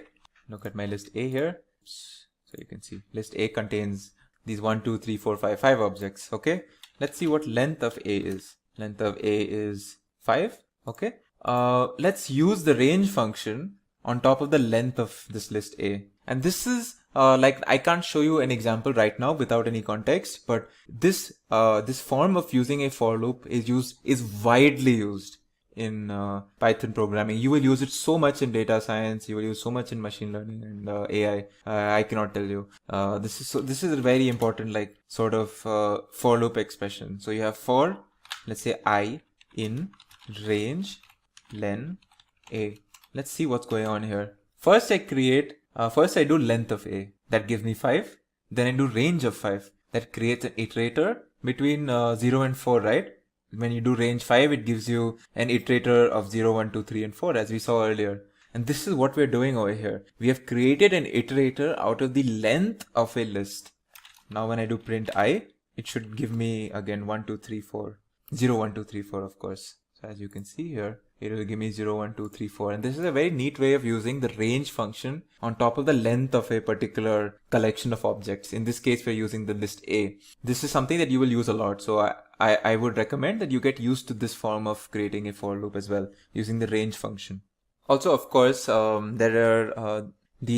can use break and continue statements as you have in the case of while loops. It works exactly the same in the case of for loops, wherein the break statement will abruptly stop the for loop completely and we will move on to the next piece of code, whereas the continue statement will break that particular iteration and then we will resume with the next iteration.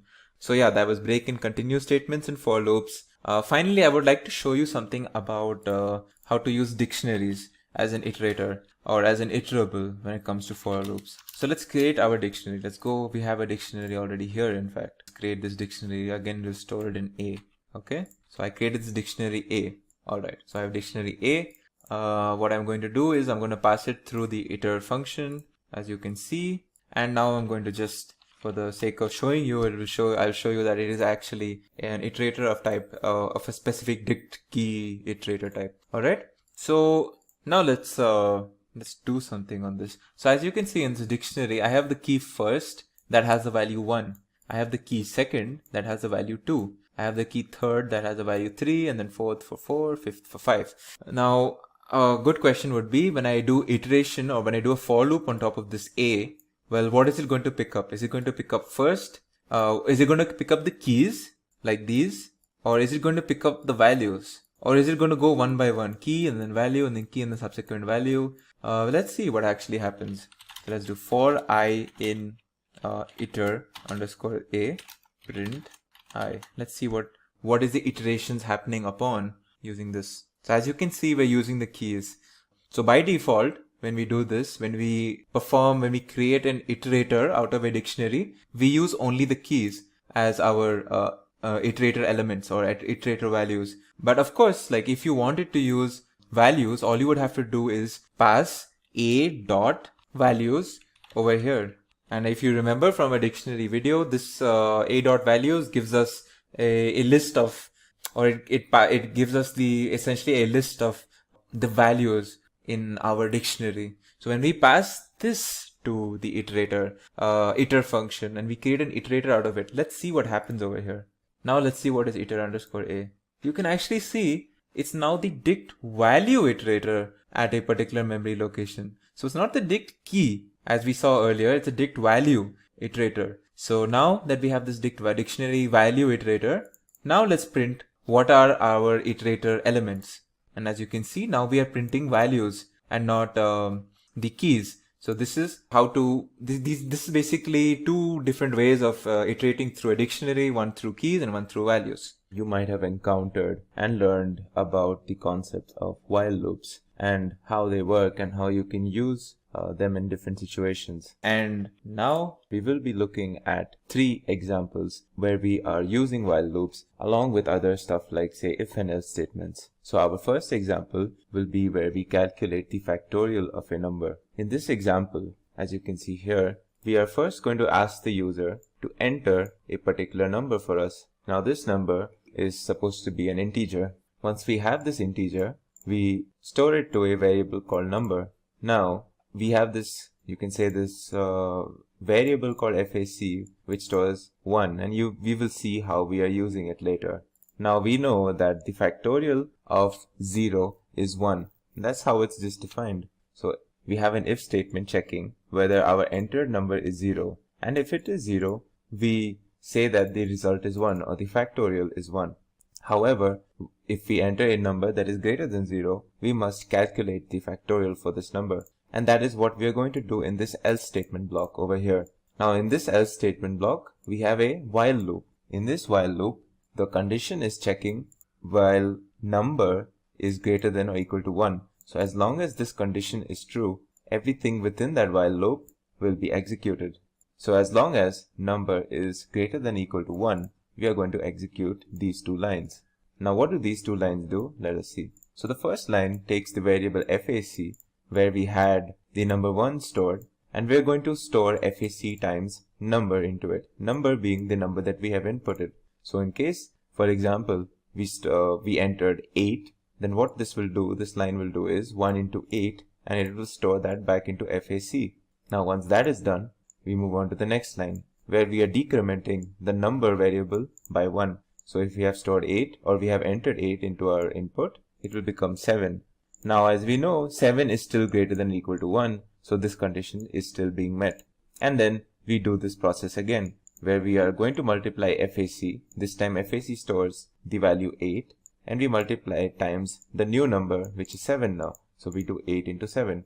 And then again we decrement this.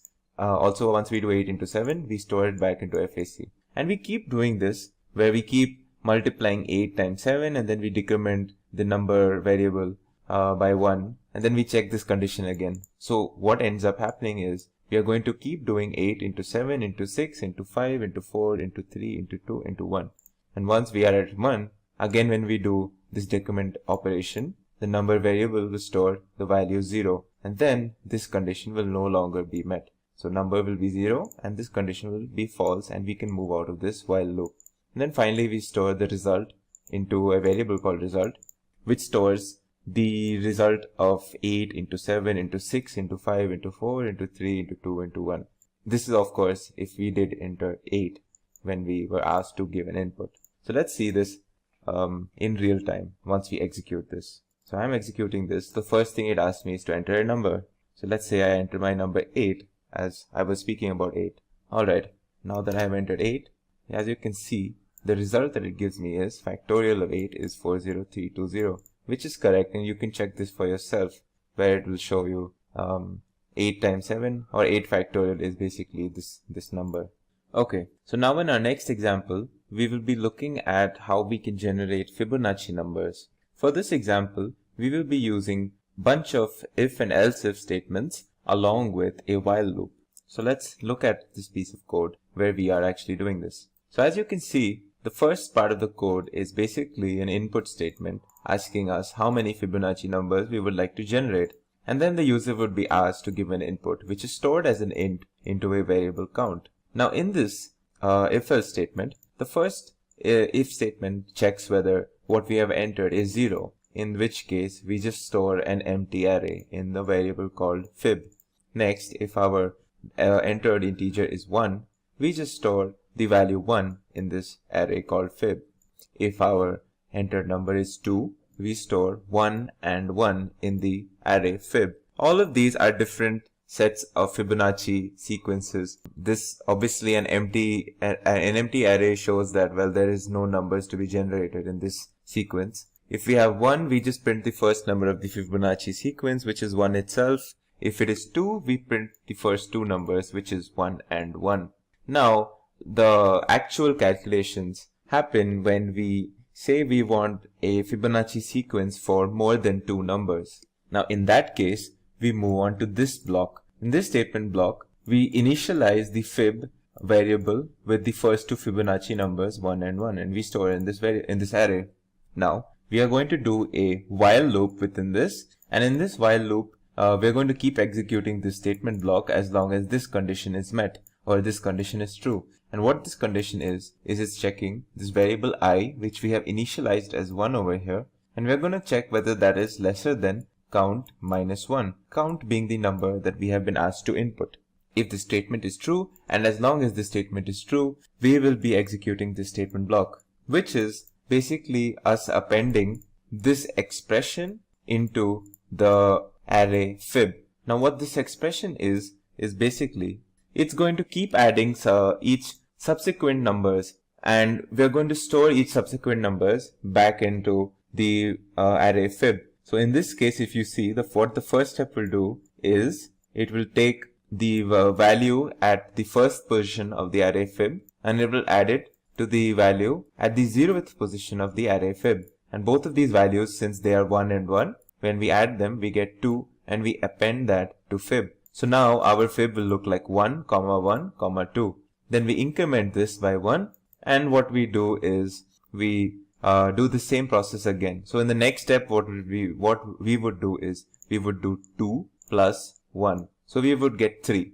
Now this would keep going on until this condition is met, or basically until the numbers that we actually want to generate in our sequence. So let's execute this, and let's see an example of what happens. So it asks me how many Fibonacci numbers I would like to generate, and I will say I want the first, let's say 6 Fibonacci numbers. So I execute this. As you can see, this gives me the first 6 numbers in the sequence, which is 1 and 1, and then 2, which is basically 1 plus 1, and then 3, which is 1 plus 2, and then 5, which is 2 plus 3, 8, which is 3 plus 5. So if we wanted more numbers, we would just enter over here. Like say if we wanted the first 10 numbers, it would give us the first 10 numbers in the sequence, as you can see here.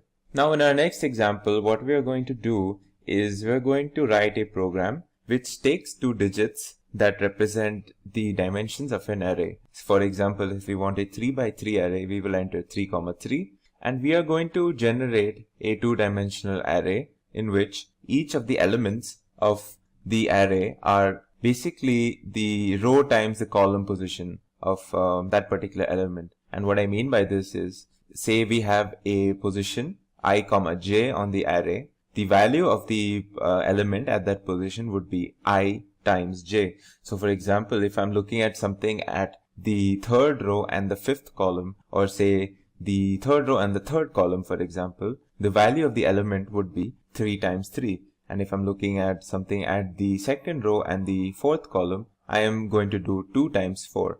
So let's see how we can do this using code. So if you look to the right over here, I have a piece of code where I'm going to where it asks me to input 2 numbers, 2 integers, to represent the dimensions of my my sample array. Now once we have done this, we are going to store these dimensions in the inputs in a variable called input string. So obviously when we enter say 5, 5, that will be stored as an int in this particular string or this variable. What we want is, we want 5, say we entered 5 comma 5, we want 5 as a separate integer and the other 5 as another separate integer, and that is what we do in this particular statement, where we're going to split up our input string based on the comma separator, and we're going to store the first part of that string into the 0th position of dimensions, which is an array, and the next dimension in the first position in this particular array. Now we're going to store the number of rows as row number, and that is the 0th position of this array, and we're going to store the number of columns as the first position of dimensions, or whatever we've mentioned in the input. So now we have this our results array called multilist, which is basically what our final array is going to look like, and we're going to store it into multilist. And in this example, we will be using for loops to do this, or to create this particular array. So as you can see here, our first we have initialized our multilist, saying that we're going to have only zeros in our sample array. So initially, once we have initialized this array, all multilist will contain is a, say for example, we have inputted a 5 by 5 array. It will have basically a 5 by 5 array with all elements as 0, and that's what this line does. Once we have done this, we are going to move on to the for loop portion, where we are actually going to create our array that we want. So as you can see, our first for loop is going to say for row in range row number. So obviously range will generate an iterator which can be iterated over, and since it says range row number, and say the number of rows that we entered were 5, what it's going to do is it's going to create an iterator containing the value 0, 1, 2, 3 and 4. So for row and range, it will basically row will take the value 0, 1, 2, 3 and 4. And a similar thing is going to happen in this nested for loop, which is within this, where we're going to again create an iterator using this range function and for the column number. Once we have this, we're going to do the simple process of multiplying the value of the element based on its position. So if it's at the position 3, 4, we're going to store the value 3 times 4 into that particular position of the array. And we're going to do this for every position, which is what happens in these two for loops. We're going to first go by each row, and then within that we're going to check each column, and we're going to perform these calculations. And finally we print our result. So let's look at an example. Now I'm going to say I want a 3 by, let's say a 2 by 4 matrix. So let's see what the results will be when I give this as, so what I'm saying is I want 2 rows and 4 columns. Now as you can see here, it might not be very clear to you right now, but what you can see here is this is the first row and this is the second row, and each row contains 4 columns. So this is my final array that I get. So what you can see here is this is the 0th position, and the or you can say this is the first row, first column, first row, second column. And since Python is 0 based, so this is actually the 0th row and this is the first row. So as you can see, this value basically is 0 times 1. This value is 0 times 2, 0 times 3, 0 times 4. And over here it is 1 times 0, 1 times 1, 1 times 2, 1 times 3. So similarly, if I did, for example, a 5 by 5 matrix, what you will get is 5 rows now, 5 rows and 5 columns. And for example, like this particular value is 1, 2, 3, or 0, 1, 2, 3. So 0, 1, 2, 3 and the first column. So this is 3 times 1. If I took this value, this is like the 4th row, for example. 4th row times the 0, 1, 2, 3, third column. So this would be 4 times 3, which is 12. So, and each value of this has been generated in the similar process. So this is an example of how we can use for loops for a particular exercise that I have shown you right now. So this was it for these particular examples into while and for loops. I hope you found the 2 examples on while loops and this 1 example on for loops helpful to you. And I hope it gave you further insight into how we can use these types of loops in say different projects. And now we're going to learn about the topic called file handling. Now file handling is basically needed because most of the times when we're handling large and different types of data in Python, or in general, we cannot store everything into a variable and we will have to use files Now there are two types of files that we are going to deal with. They are binary and text files. So binary files are some of the files that most of the files that we commonly encounter, like document files, image files, video files, etc. Now all binary files are encoded in a particular format and they cannot be read by a normal text editor. And we would be needing certain specific softwares for specific files. Text files, on the other hand, do not have any specific encoding and they can be opened in the normal text editor itself. And they are like XML, CSS, HTML files, and so on. Now, there are 4 main operations that we can do in Python on files. They are open, read, write, and close. There are certain other operations as well, though, like rename, delete. So some of the most basic operation that we can do is obviously creating and opening a file, and the syntax is as you can see here, where we use the open command and we give a file name and we give a mode and we store that in a particular variable. Now a mode is basically telling Python how to handle this opening. So we can have a read-only mode which is done by this letter R, a write-only mode which is done by letter W, and there are a bunch of other modes such as read or write mode which is done by R+, and we are going to see them as we encounter them.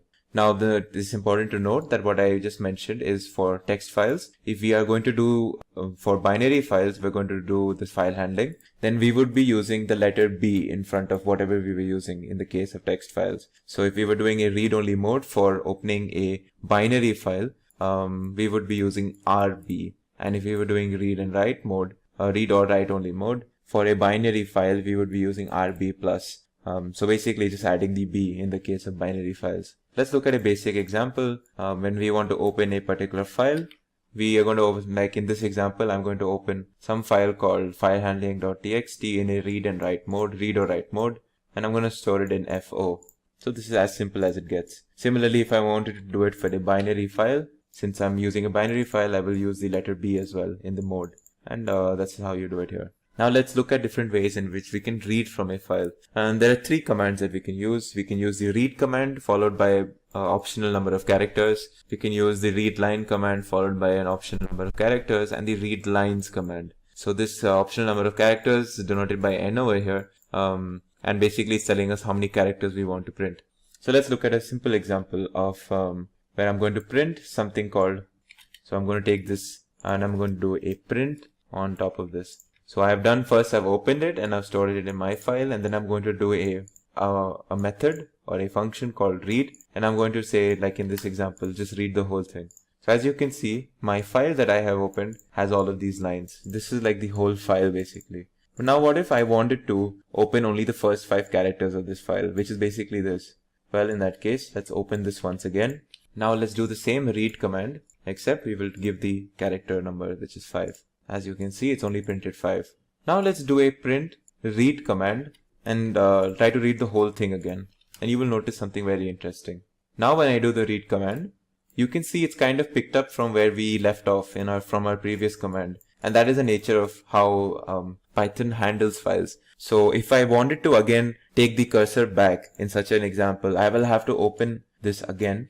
And then I use this read command once again to get back to where I started from, as you can see here.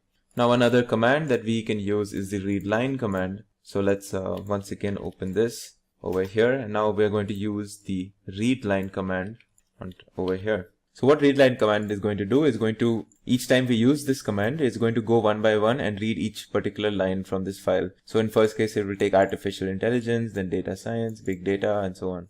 So as you can see, if I execute this, it first takes artificial intelligence. Now if I did this command again, it will say data science. Next time if I do it, it should say big data, as you can see here.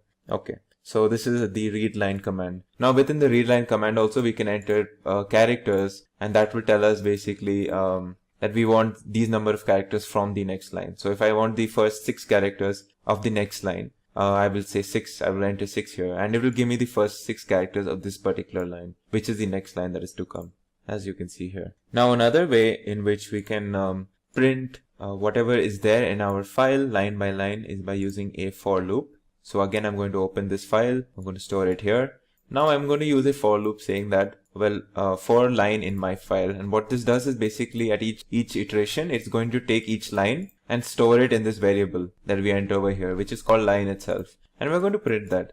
at the end of the loop, what we'll have is all of the lines have been printed one by one. And another thing that we can do right now is, say we want to read a particular line. Say I wanted you to read the fifth line of my file.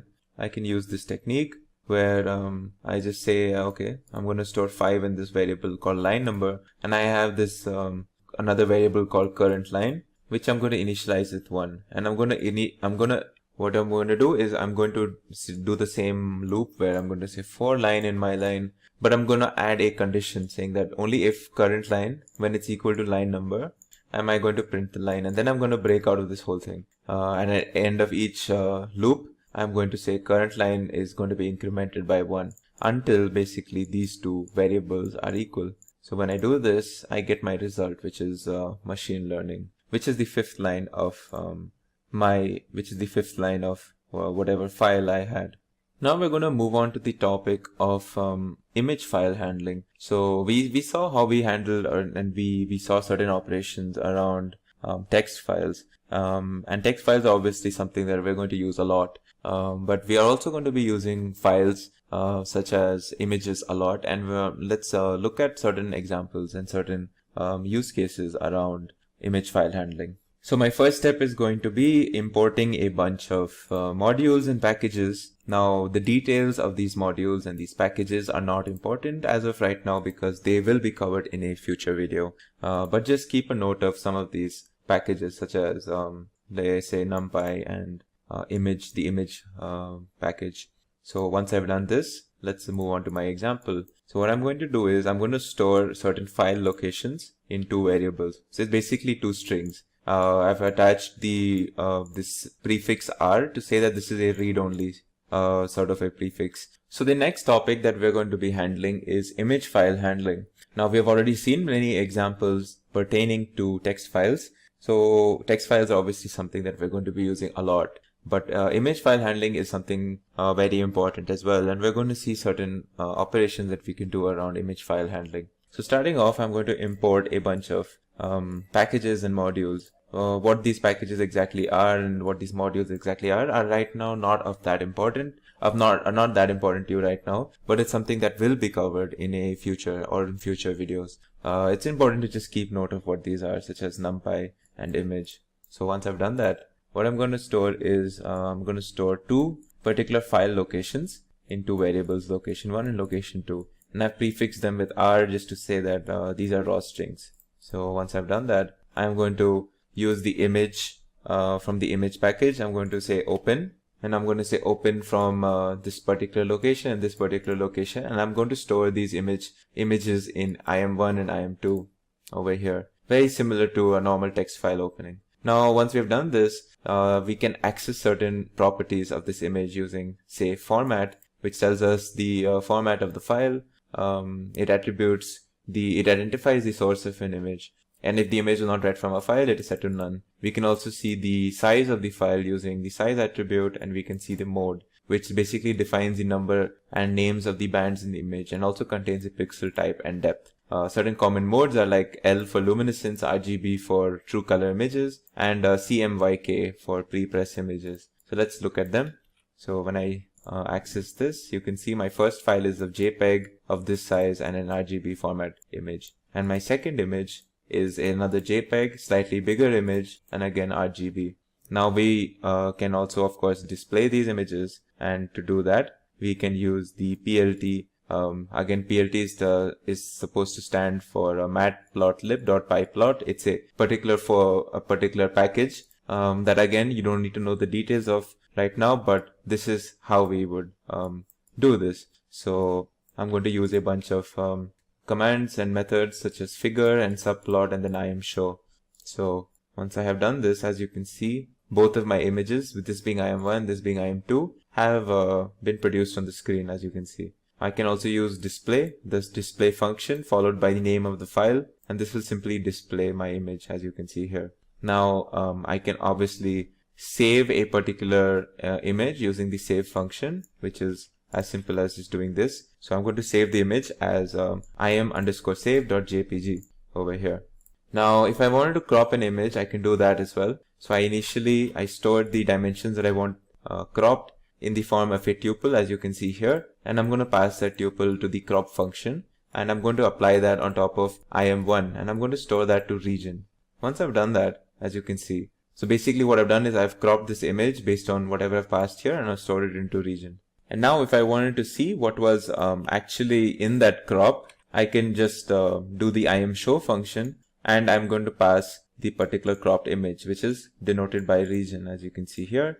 And you can see my cropped image is basically a left portion of this whole image has been cropped out, and I have produced it over here. Now I can also use the copy function. It's a simple basically copy. You use the copy function, and it copies an image onto another variable that you have assigned. And when I use the IMShow function, I'm going to show you the copied image, which is basically the same. Now we can do the transpose operation as well. So let's see let's see what we have done here. So in this transpose operation, so in this basically I've done a bunch of operations such as rotating by 90 degrees, rotating by 180, rotating by 270. And finally, once I'm done with all of these multiple operations, I'm going to show you the final output, which is basically a certain transposed image like this, which is basically the result of whatever I have done before this. And with that, we have come to the end of this tutorial. If you guys feel that we have missed out on some important topics that we were supposed to cover in this tutorial, then please feel free to drop them down in the comment section below, and we'll have your questions answered. If you guys like this video, then do give it a thumbs up. Please comment your doubts below, share it with your friends, and don't forget to subscribe Simplicode. Thank you.